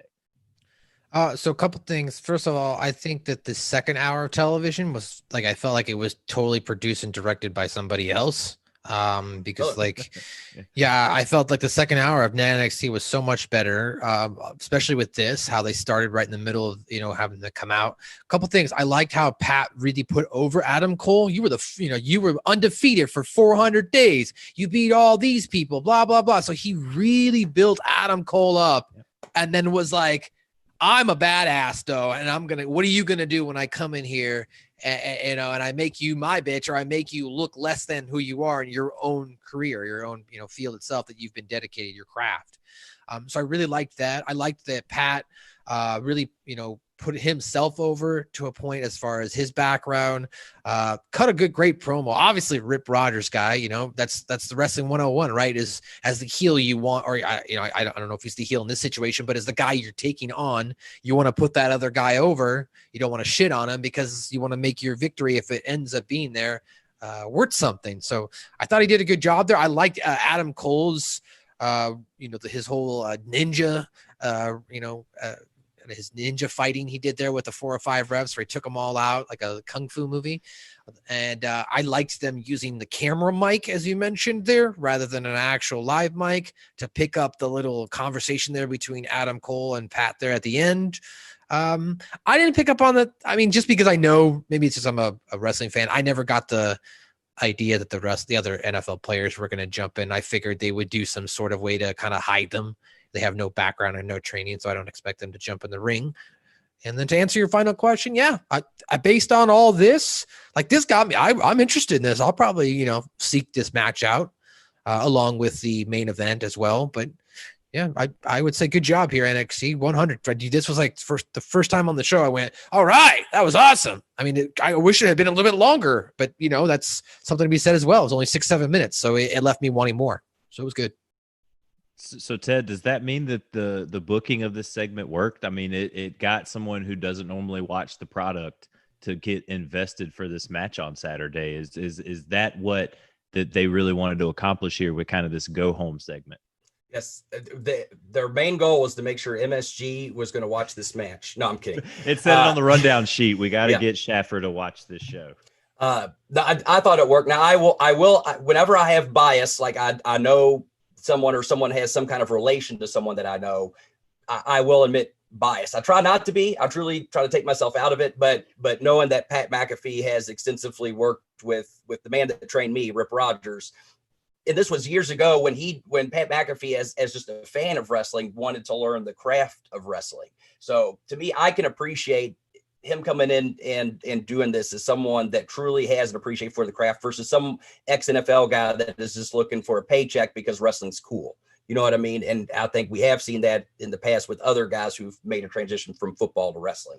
He's someone that legitimately loves wrestling, sought out one of the best trainers because he wanted to learn the craft of wrestling. And now he happens to have an opportunity where he's going to get to show some of that. Matter of fact, I'll give you all a quick exclusive. I saw this posted earlier the other day. If y'all could see that. Oh, let me turn off my silly background here. Turn the background. While you're doing that, I have a question. As far as McAfee, I don't listen to his podcast. As far as his natural, I guess, dialect or how he communicates, does he normally his speech pattern? Does he normally speak at like more of an accelerated rate? Like I felt like he cut when he was cutting his promo. He's still working. There may have been some times where he was maybe speaking a little too fast. Is that just naturally how Pat talks? Is he just a fast talker kind of guy, or could he have maybe let some of his dialogue resonate a little bit more there with Adam Cole? Probably so. And I think he's someone also that doesn't have as much I do the promo, podcast too. I get that podcast, but it's a different style than cutting a promo, and it's easy to get excited in the moment. You're right there. And if we are critiquing this honestly, yes, I think there was points in there where he could have slowed down and allowed the moment to really resonate more. That being said, I still think the business absolutely did get done because he brought that emotion. And then when Adam Cole called him out, the facial on Pat McAfee said it all. That's when, to an extent, though, I would also say because he was running his mouth so much at the end when Adam Cole said he's going to make him his bitch and Pat didn't say anything, the dichotomy of that, the contrast really sold it because, he was running his mouth a second ago, and then all of a sudden he took out these guys and he's face-to-face with them. And I think that was important, too, especially as someone who might be watching this angle simply for this feud. Maybe they, heard about it or otherwise just a sports fan and they wanted to check it out. This helped to legitimize Adam Cole because to someone casually watching and tuned in, they're going to look at the two of them and say, well, Pat McAfee should whoop his ass. Of course, you're going to have the wrestling fans to say, well, Adam Cole's the NXT champion. He should whoop Pat's ass. So I think you're going to have groups of fans that are going to say, well, different things. But I think this was a perfect way to sell Adam Cole as a badass for those that might not know his NXT championship history. But at the same time, Pat McAfee putting over Adam Cole as a badass said everything just in his facial expression at the end. And so to your point, maybe he could have slowed down, but I also think because of the conclusion of it, it ended up working in this particular scenario. Yeah, I mean, that's just nitpicking, obviously. I mean, he delivered a good promo and his emotion and his delivery itself, there wasn't anything wrong with that. I mean, he definitely got over the match. And like, as you mentioned, I probably, now having seen this, I probably will go out of my way to try and watch this match because it is interesting, and it does kind of cross over or bleed over into online, reality, if you will, between those two. At least the work they tried to tell here for the fans. So I'm interested. Looks good. Yeah, I think Pat sold his facials really well there after Cole took those 5 guys out, because you could definitely see that little bit of like, oh shit, like I kind of messed up here. Like maybe he's not this small little dude that I'm just gonna punt every time that we get in the ring. And you could really tell, like Ted said, there was that change. There was that definite change in Pat's demeanor there. And while we're on the subject, I don't often like to give credence to things that, are through the rumor mill, but I know, Colin, we were talking a little earlier. I didn't know if you wanted to talk about something that we were talking a little bit about behind this. You don't have to bring it up. Yeah. I mean, I think if with the NFL guys working, I think a perfect person for NXT to bring back would possibly be a guy like Tino Sabbatelli. He played for the Kansas City Chiefs. He has the in-ring ability. So you could pair him up with a Pat McAfee. I think he's in AEW right now. Not Chef, anymore. I think he was going dark. He got cut already from AEW? Tony Sabbatelli is apparently allegedly this is being reported by the sheets, not us here at Hami Media Group, but he's allegedly one of the names that was thrown out there that apparently stooged off that Eric Bischoff was showing up to AEW. Like, he's apparently, because his girlfriend works at NXT, right? Or his wife or whoever it is. So apparently he's the one who picked the phone, called up Triple H and said, "Hey, Eric Bischoff's going to be on tonight."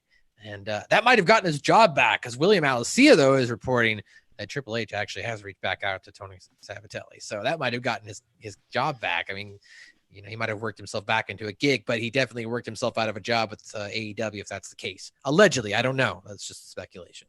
No, and I mean, hey, I heard it was possibly like a guy like Cesar Bonani that was possibly the stooge over there. You never know, because there's all those rumors that are floating out there, especially with the dirt sheets. But I think if Sabbatelli does come back, I mean, he played in the NFL. You can go in ahead. He's cut. That guy's cut. He's got the look. I mean, and they were very high on him when he was in NXT. So for him to come back and maybe side with you know what, Adam, like, he's an NFL guy, like NFL for life. Like, that's, it takes a certain caliber of person to get to the NFL. Like Adam Cole, you couldn't make it in the NFL, but the two of us, we can make it here in NXT. We can do this wrestling thing. And you could work that in there. I don't know if you feel like you could work an angle, Ted, like maybe come with a storyline to maybe be able to spin the fact that Tino's going to side with this NFL guy, not like somebody from NXT. But it's like you said, this is all rumors. They might not even be bringing him back to if for anything, so.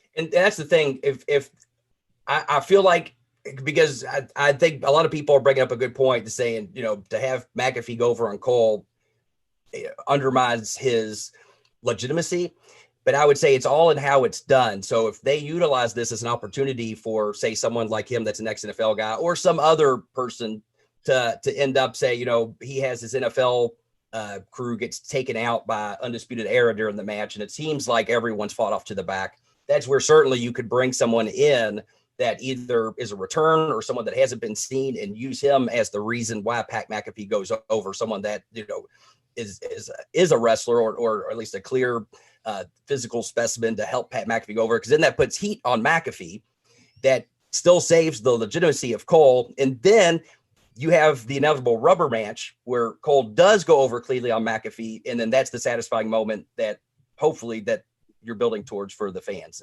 To me, that's what I see as possibly a way they could make this work, so that way Cole doesn't lose any legitimacy, and the fans, or otherwise casual fans that might not know, can also digest the story as well. Like MSG was saying, they really packed this last hour with a lot of the fun stuff that we've enjoyed over these past couple weeks, Ted. We get the Robert Stone brand versus Shotzi Blackheart and Rhea Ripley. I mean, it's a lot of, like, I know MSG's probably going to go off on Shotzi Blackheart. Like, I like the tank. I like the look. I feel like she could be sold to kids. You've got the Robert Stone brand, the ridiculousness of him and Aliyah matched with that serious, like, hard-hitting entrance that you get from Mercedes Martinez. And then, of course, you've got the, like, I think she's probably NXT's favorite female superstar right now, and that's Rhea Ripley. I think if Full Sail was full of fans, she would be getting the biggest pops every time that she comes out. This was a fun match. I'm going to be excited for Martinez versus Ripley, because Ripley is able to take the big Mercedes Martinez out with a powerbomb over the railing onto the concrete on the outside, which allows Shotzi and Rhea Ripley to get the win over Aliyah. This is a fun little match. I think this is just gonna continue their feud here, Ted. I think we're gonna get that eventual singles match between Rhea Ripley and Mercedes Martinez. I don't know if the stipulations will lead to anything, like if it's maybe for a future #1 contendership, because again, Mercedes played a role in Rhea Ripley not getting that #1 contendership. So their feud could lead to a possible title shot, something like that down the line. Maybe Robert Stone's able to get Shotzi Blackheart to sign with his brand. Who knows? I enjoy every time that Robert Stone comes out now on my television. It's so much fun. These guys are growing on me leaps and bounds. MSG, what are your thoughts on Robert Stone, Aliyah, Mercedes Martinez, and then this match? So first of all, a couple things. Shout out to chat room. Daniel Price. He says he's going to record himself making a hot tag to his teenager when he doesn't want to change the baby. Quote, "Don't sell to that dirty diaper, son. Tag me." That's right. I thought that was pretty good. And then also Chef Van Dangle says that he listens to the Pat McAfee podcast and he speaks fast on his show. He's kind of sporadic, great energy. So if that's just Pat McAfee's natural, genuine speech pattern, I like that even more. That means he wasn't really trying to be something. He wasn't trying to play pro wrestler, if you will. He was just being himself there. But to this tag team match. Real quick, I digress. I love that people are already chipping in these ideas. If you all really put these out there and y'all have these funny seriously skits, do it. I will. I'm going to go ahead and I don't care if I get heat with them with Ben. I will put them on the Hamid Media Group YouTube page because we're trying to obviously help grow that page anyway. And I'm all about sharing the ridiculous skits you all come up. That could be viral. Viral. Absolutely. Hot tag challenge. Yeah, you all might get blown up just doing something ridiculous like hot that. Tag challenge. You heard it here first on the Next Level Wrestling Review, guys. Hashtag hot talent. Hot tag I can't challenge. wait to see some of these. But anyway, I digress. So, the match. Yeah, to get to your match. Okay, so I personally know who Robert Stone is, the wrestler. I did the podcast back in the day with the Matt Coon guy. Obviously, he was an Impact doing the hey Jersey Shore. I honestly think I've got a box here. I'll get it after you're done. Where I think I've got some Robert Stone apparel when he was doing his Jersey stuff. Sure, I can go grab here. But like. So first off, Shotzi Blackheart, don't go online and complain about your Honda Civic getting broken into and you have a tank to drive to the ring. Come on. Ridiculous. I drive a 2012 Kia Rio and you got a tank to drive to the ring.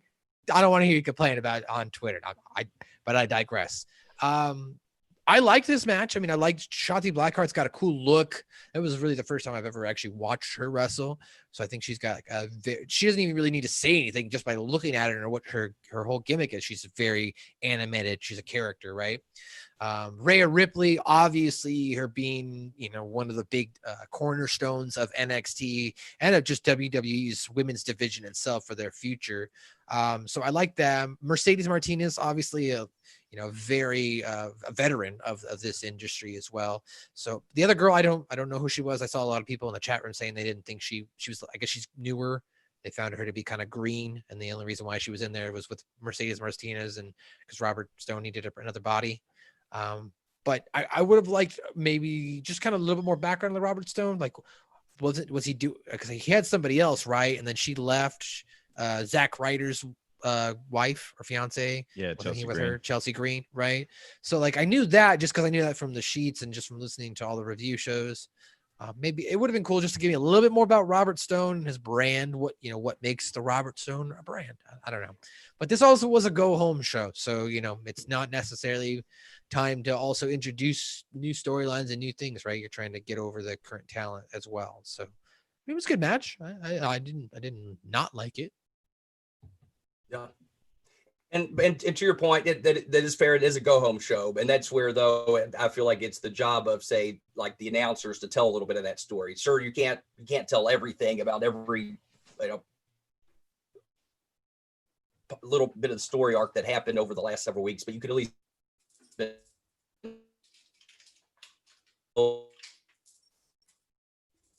help and just talk about some of the slimy stuff that he's done. You I'll be Skyped honest, out. I don't really recall what the commentator said, so they may have put it over. We're joined by Robert Stone, Jersey Shore. Robert guys? Stone. Oh!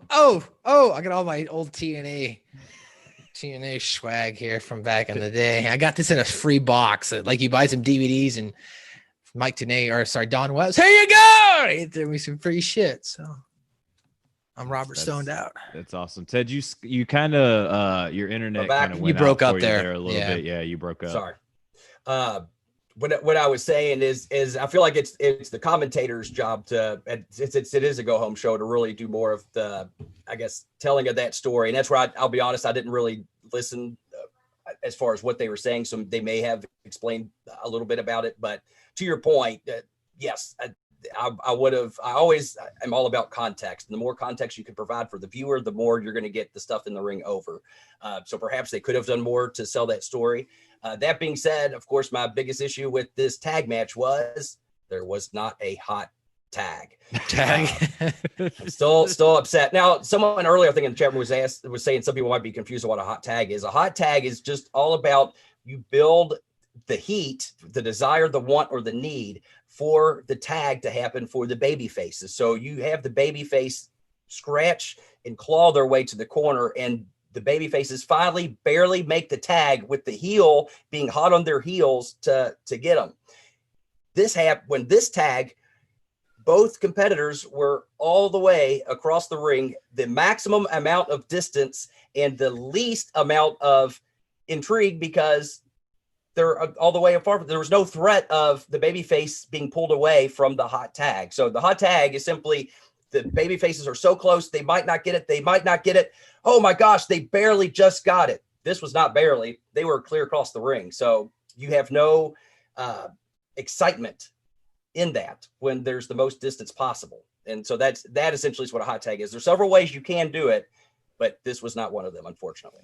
Look, y'all are going to make Ted get so angry about no hot tags that he's going to call Adam Revolver. They're going to get back together and they're going to go down to Full Sail and they're going to show you guys. No, we're jacking them. The elite. I was going to say, and we're going to bring back the elite, because legally we still have the rights to it. We've talked it over, actually, and elected not to pursue it simply because at some point, if the circumstances happened, I would absolutely. Business. You can work business. Right. Exactly. It's not so much like wanting to, sell it to them or anything, but more so I might one day, if the opportunity came, if the right circumstances happen. Obviously, I'm not just going to say I would take any job, but I might one day potentially want to work for AEW or any of these other companies. So I try very much not to burn bridges if I don't have to. I try to be professional and honest in everything I say. So even when I am critiquing these matches, it's not like I'm shitting on them. I'm just saying, hey, they could have done a hell of a lot more with what they had. So to that point, yes, if this keeps going, we might have to reform the elite, the real elite, the original elite, and show them what a motherfucking hot tag is, because I am getting hot about it. Now, search OVW Elite, and you can see what a hot tag is, because I'm pretty sure we never did a match where a hot tag did not happen. So I digress. Sorry. I do think that the hot tag died the minute that Roman Reigns said that he was going to sit out the whole wrestling process with COVID-19, because you could get it like the Shield was like the master of the hot tag, where Seth or Dean would be in so much trouble, and then they would get that Roman Reigns tag and he would ooh-ah and forearm people and Superman punch people and spear people. I think Roman Reigns took the hot tag with him when he went to go sit out on the sidelines. I don't maybe know so. Well, blame Roman Reigns. We're blame him for everything else. Might as well. Yeah. Let's just blame him for the hot tag. Yeah, that works. North American Championship qualifier. We're here with the main event. We've got Finn Balor versus the Velveteen Dream. Wait a minute. You're just gonna gloss over the Karrion Kross and Keith Lee video package? The only thing that was actually freaking good on this show.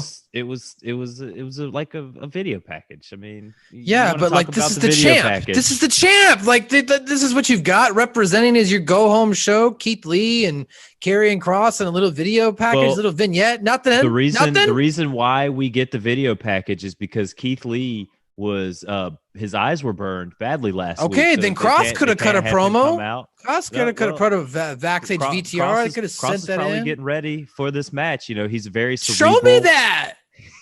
He's very cerebral. Show me something. You don't want to show your game plan.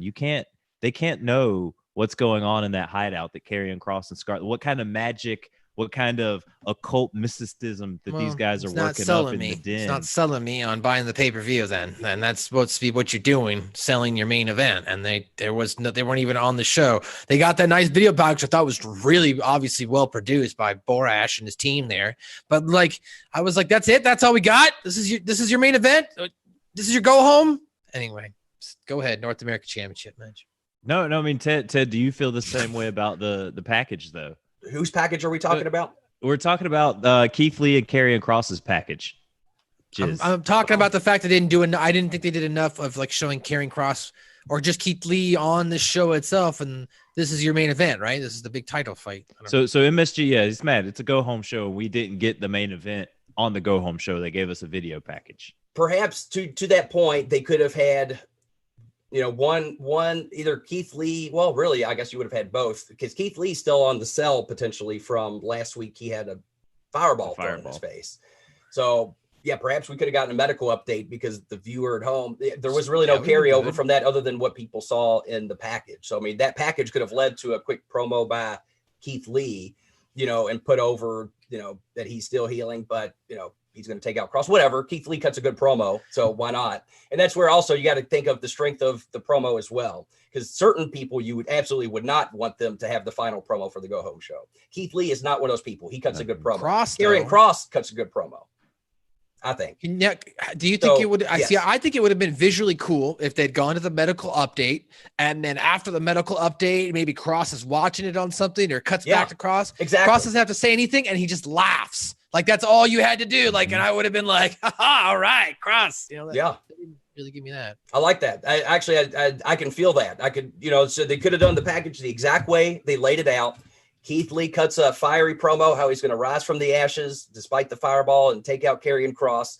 And then we see Petered in the corner, Karrion Kross watching on in red abyss of the locker room, pun halfway intended, laughing maniacally with Scarlett. And that's it. And that you're hyped for the match. I like it. Yeah. Well, we got something similar too at Great American Bash. I mean, when Keith Lee won his match, they did cut to like a control room with Karrion Kross and Scarlett kind of watching, they were in there, like they were in like the room watching the match. It's like a skybox or something like that. Like and that's great, Colin. But let's take into consideration that a casual viewer like myself who normally watches maybe AEW tonight, I don't know all that other stuff. You know what I mean? No, and so that's what I'm saying. They've done that before. like that. What could them to be able to do it again? What's stopping them? Right. They've had him kind of looming over. And to that point, what you just said about people who watch AEW, last night was an opportunity for NXT to capture some of those viewers. And so absolutely, that was where it was even more necessary for them to educate viewers on who these characters are and what exactly was going on. Now, do you think that could have been something where, again, these are pre-taped shows?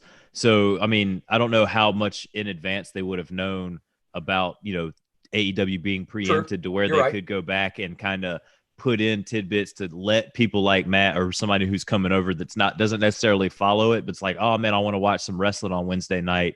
AEW's not on. I'll watch NXT. And then you're able to kind of reel them in with like Matt saying, give me a little bit of insight on who these people are going into the match. Just a little bit, just enough. To little stuff here and there. Mm-hmm. And somebody in the chat room, I want to put them over because they made a good point as well. As we're talking about, they need to educate people on the show. It was Daniel Price in the chat room, shout out. The other part of that is you don't want to become a broken record either and assume everybody has ADD. I really do have ADD, but you don't want to assume and keep making the same points over and over. So it's all about how you tell that story. And I think each segment is an opportunity to tell that slice of the pie, so to speak. And so that's where it just comes down to knowing how you are speaking to your audience. So I think it is hugely important to educate the audience, but he brings up a good point. You don't want to beat a dead horse either because people are going to get sick of that too. No, I mean, that's fair as well. I think that also you do have to take into consideration that, and you've done commentating, 10, and I've done like commentating. You kind of want to treat every match like somebody is watching it for the first time. So sometimes you do need to beat things over the head in the viewer. Yeah, but only in that one segment. Yeah. Right. But this might be the only time I ever watch it. So to me, like, I felt like they should have been doing everything they could to capture that AEW fan tonight who might not have been watching wrestling. And I think they kind of fell short in certain aspects. I like the main event, and you're going to get into that here. But I did, I thought the North American stuff they did. This was great. This North American title, like, I felt going away from this match here at the end of the night, like that this was more important than the main NXT championship. That seemed like the level of importance they put on it, and this felt like this was the main event, not the gold belt as you guys are calling it on this brand. No, well, I have to kind of agree with you. They've done a really good job, Matt, of the opportunity, because I mean they had Regal cut a promo, they had Keith Lee cut this promo at a desk about wanting to give others opportunity. Like they're really putting shine on this belt to make this NXT North American Championship something, and to really by the way, put some luster on it. I want to point out continuity. There was a disconnect between continuity here, though. In one scene, you showed me Keith Lee becoming the dual champion and having this feud with Killer Kross. In the next scene, we jump over. Now we're in a vacated 5-man ladder match. Somebody should have said that Keith Lee vacated the title. Like, I had to find that out from the chat room. So that there, I felt like there was some disconnection. Yeah, I'm surprised they didn't have that, because he I mean, that was a big part of the show. I mean, they started, I mean, I think the first 10 or 15 minutes of NXT on that show was Regal and Keith Lee going back and forth, kind of like, Regal cut his thing and then Lee did his thing, and then they went back to Regal where he was like, all right, well, in lieu of him giving up his title, we're going to do a ladder match, like opportunity this, opportunity that. Like, it's all about opportunity. And I think that they missed an opportunity tonight, like Ted was saying, to maybe reel some of those AEW viewers in by not kind of rehashing some of those things. And to your point about treating it like, you've got new viewers all the time. One of my favorite like MMA podcasts I used to listen to, the host of the show always would talk about MMA and explain things, because he's like, you never know who, he's been doing it for almost 20 years now. You never know who is listening to your show, and it could be a new person into MMA and may not know all the rules or know all these things. So they always try to explain things like there's always somebody who's watching it for the first time. So that's how I do my South Park podcast. It's a South Park podcast. At the top of every show, I tell you exactly what the podcast is about and what we're doing. You know what I mean? Because that might be the only episode you ever listen to. Yeah. No, you should always treat it like you have new listeners listening all the time. And it would have been a simple transition too, because they just did the promo for Keith Lee and Karrion Kross, and it could have been something as, well, there you see they're going for, they're going to have the NXT Championship. Of course, we know Keith Lee a few weeks ago relinquished the North American Championship, and we're going to find out who the last competitor is right now. You know what I mean? And that would have been as Moro simple says as that. They throw up a symbol image, done. Like, and I would have been connected. Oh, okay, cool. He vacated the title. That makes sense. Yeah, it works. But as you said, as you alluded to there, Schaefer, we're getting Finn Balor versus Velveteen Dream. Velveteen Dream goes over in this match. This was a very fun match. Then we get all of the competitors. It got a little screwy here. I wish they didn't quite play up all the competitors. I was okay when Cameron Grimes came out, because as being my favorite, I feel like let him come out, try to hold him with his title, be just more of a dastardly heel with it, sit there and just talk junk, just run his mouth the whole entire time. But no, he was there to fall on the ref as they end up knocking the ladder over. He falls on the ref. We get a ref spot. Johnny Gargano comes out, tries to steal the title.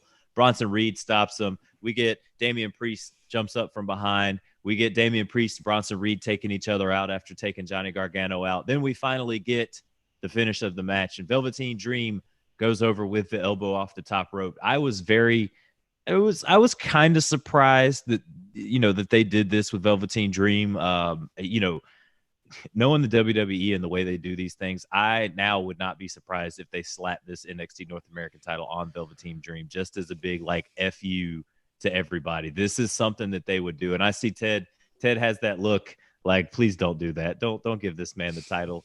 I feel like the business of this match, again, was to find a winner of this match, but I felt like all the people getting involved just kind of really took away from the match. And I may be the only one that felt like that.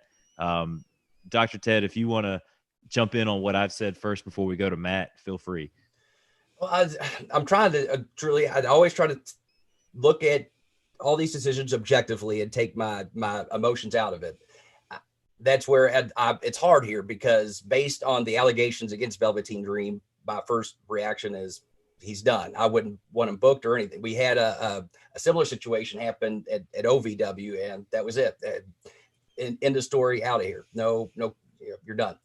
That being said, I also objectively feel like there is a due process. I don't know. I was not privy to the investigation that happened here. That being said, they have not made any kind of comment on it or even implied that, he's been vindicated. So all people know is he potentially was doing sexually predatory behavior, and now he's back on NXT. Even if you don't necessarily even have to name drop him, but even to put, a statement on the corporate website saying that WWE understands, allegations against one of our talents, and we take these allegations very seriously. We've done a thorough investigation, yada, yada, but we haven't gotten any of that. All we know is these allegations came out. He went away for a while, and now he's back.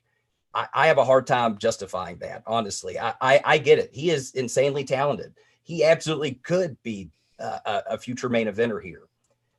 That does not justify putting out someone that is being seen as a sexual predator as a star on your program. Even if it is to put someone else over, you're still giving him the spotlight by giving him that TV time, and then putting him over on one of your top guys on the NXT roster right now, Finn Balor.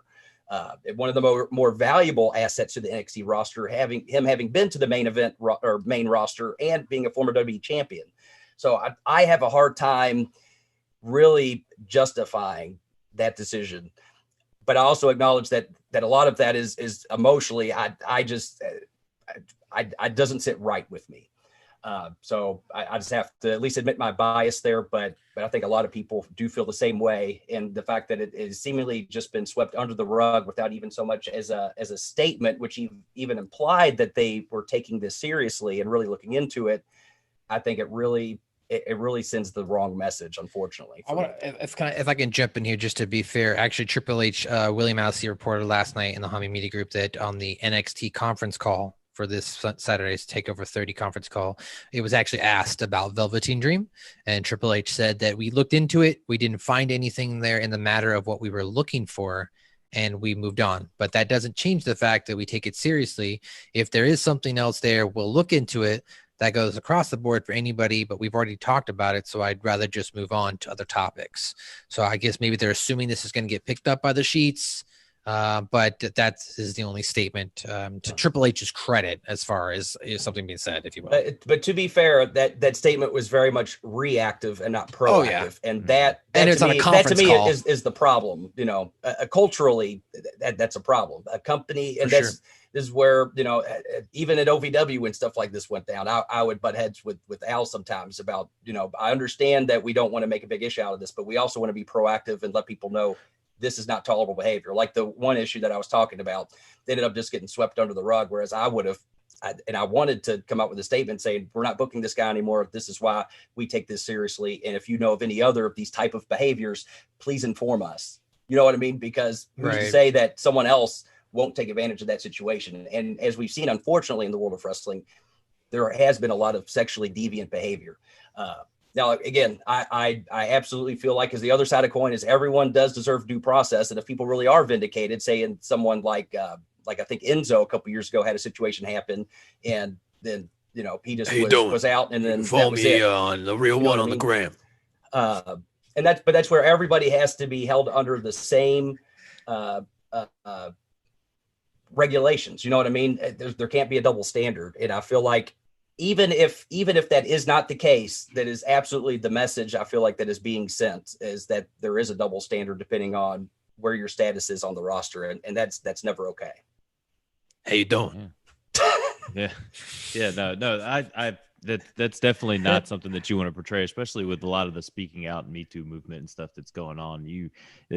But it just seems like the WWE just tends to just spit in the face of these types of things, unless it's something that's just really they spit in the face of people they don't think are cool. Yes, that is pretty accurate. They just pretty much. I mean, unless there was hard evidence, kind of like with the Hulk Hogan thing, like where they could be like, yeah, look, we got you on tape, like this, you said what you said, like we're disassociating with you for a time being, kind of thing, until all this clears over. I can totally see that. But I feel like how you said, Ted, they let him go over on Finn Balor.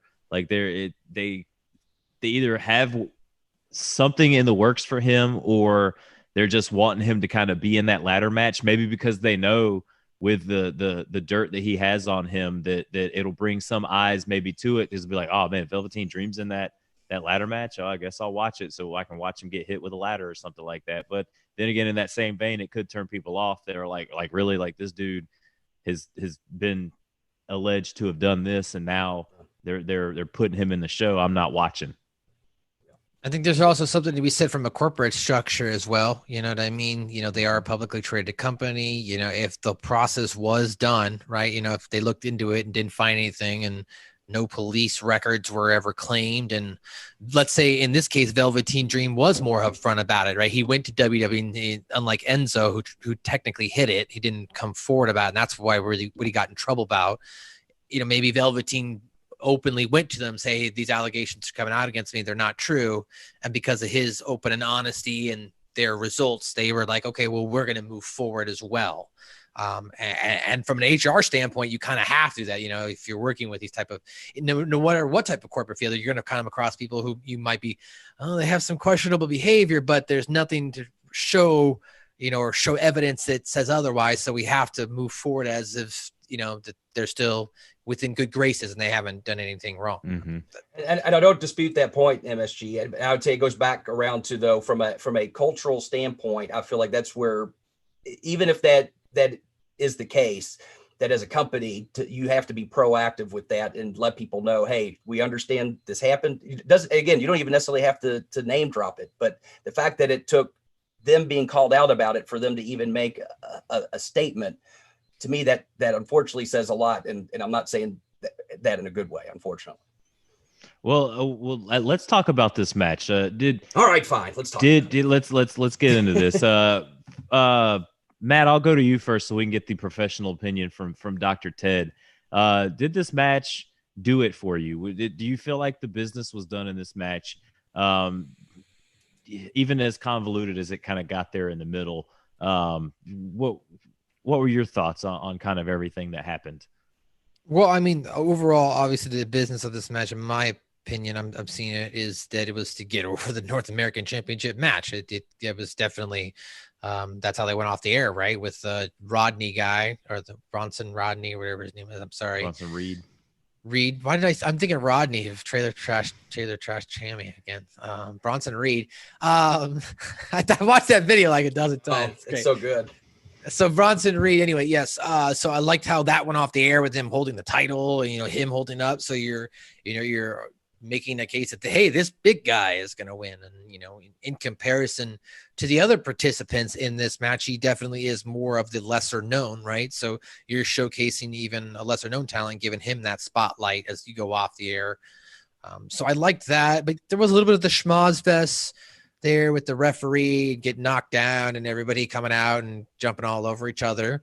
To your point, I liked Grimes, right? That's what his name is. Mm-hmm. Him being up on the ladder, like for his character, while I might not necessarily like his character, it works well. Like him being that slimy, conniving type of character who would be up on the ladder, kind of like jaw jacking and trying to distract his opponents as he's, enamored over this championship belt.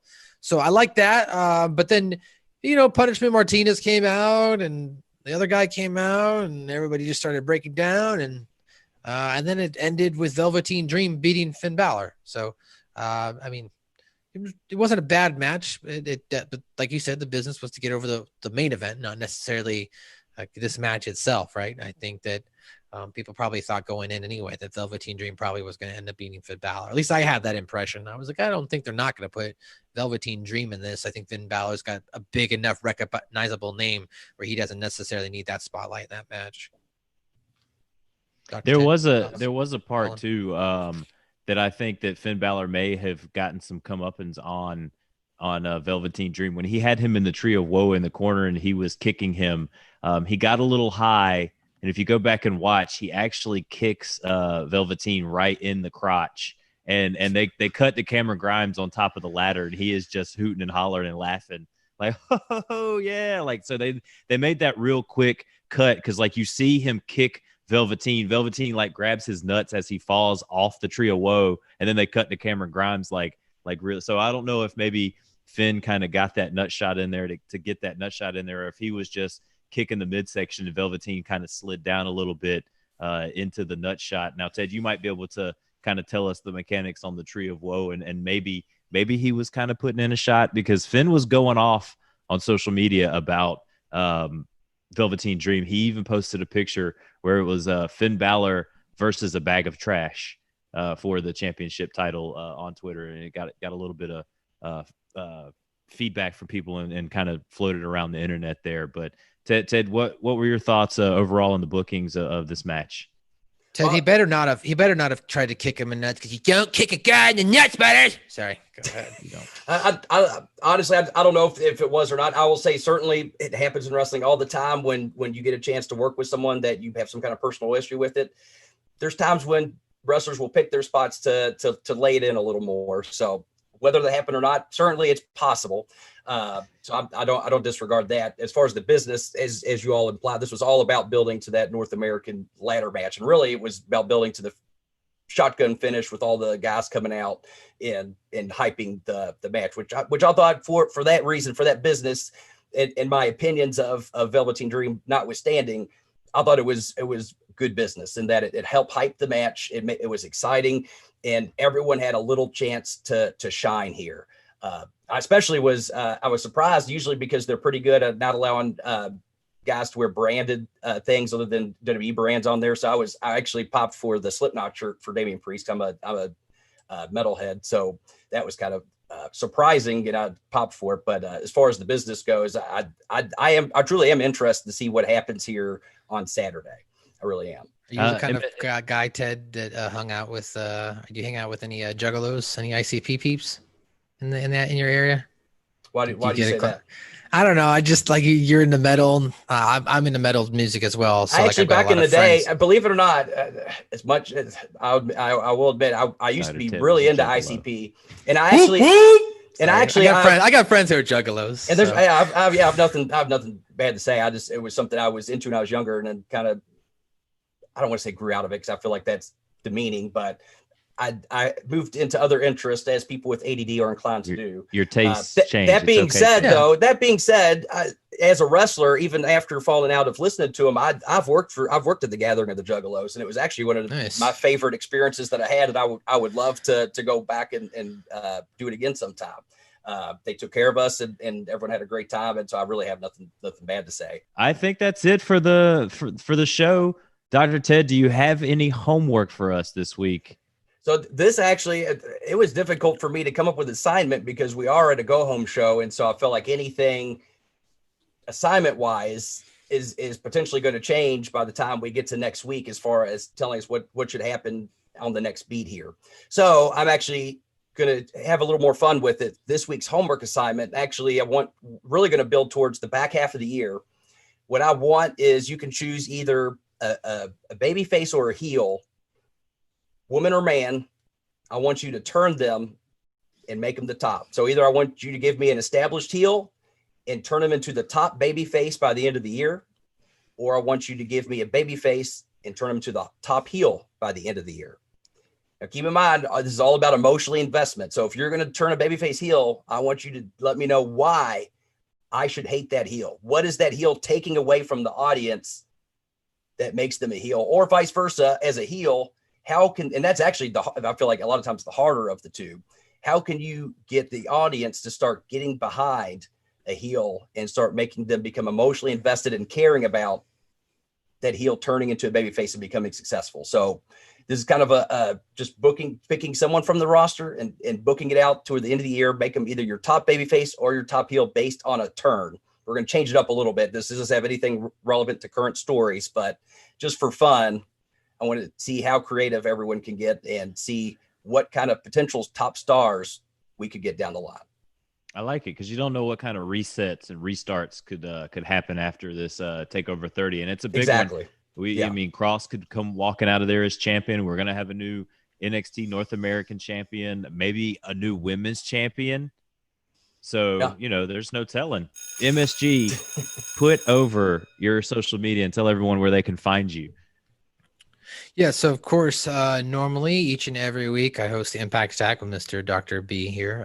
Yesterday we had Two Woke Teddy on, so you can go check that episode out with Ben Hameen. Normally, each and every Thursday morning, I'm live on twitch.tv/Conspiracy Horseman with Chris Silvio and Ben Hameen for the best. I don't want to scream like the LAX guys, but the best AEW review show. So you can check that out. Now, we might be live this Saturday. We might be doing some sort of watch along for the show. Sylvia wants to do that. And I don't have to go to bed right away then. So we might do something live. We'll see. But you can also check out that. Light the Fuse. Send in your emails each and every week to lightthefusehmg@gmail.com or drop a comment in the Discord server set up here by Mr. Wysong. And we will read your comments. And you can also check out my other podcast, Suck My Balls, a South Park review. Each and every week, me and my best friend review the episodes in linear fashion, which means from beginning to current. And they are 307 episodes deep and not stopping anytime soon. So, and the next one you're doing, right, is the big one. That's the South Park movie. Yep, right? The next one we are recording is going to be the South Park movie. So look out for that one. That should be a fun podcast to do. Absolutely. We are thinking about doing it. We might do it live, so we don't know yet either. I might be doing a couple things live here. And then also I want to put over a brand new podcast that just dropped today. He is the Hami Media Group's #1 supporter. And I just want to clarify that before we started this 5-star contest, we had already had this in the works to give this guy his own show, and that is Triple D. You guys know him as the owner of Dippin' Donuts, Zordos Olive Oil, sponsor of the show, guy who's invested thousands of dollars into indie professional wrestling, and Ben Hameen and Hami Media Group himself. Brand new podcast, Triple D's Star Trek podcast. So every Thursday or every other Thursday, he'll drop a Star Trek podcast, and that's out right now on HamiMediaGroup.podbean.com. And going head to head is the New Force Order, the Star Wars podcast, which you can check out on hackerhameen.podbean.com. You can follow me on Twitter and Instagram at Matthew_Schaffer. Jesus Christ, I had a lot to get over there.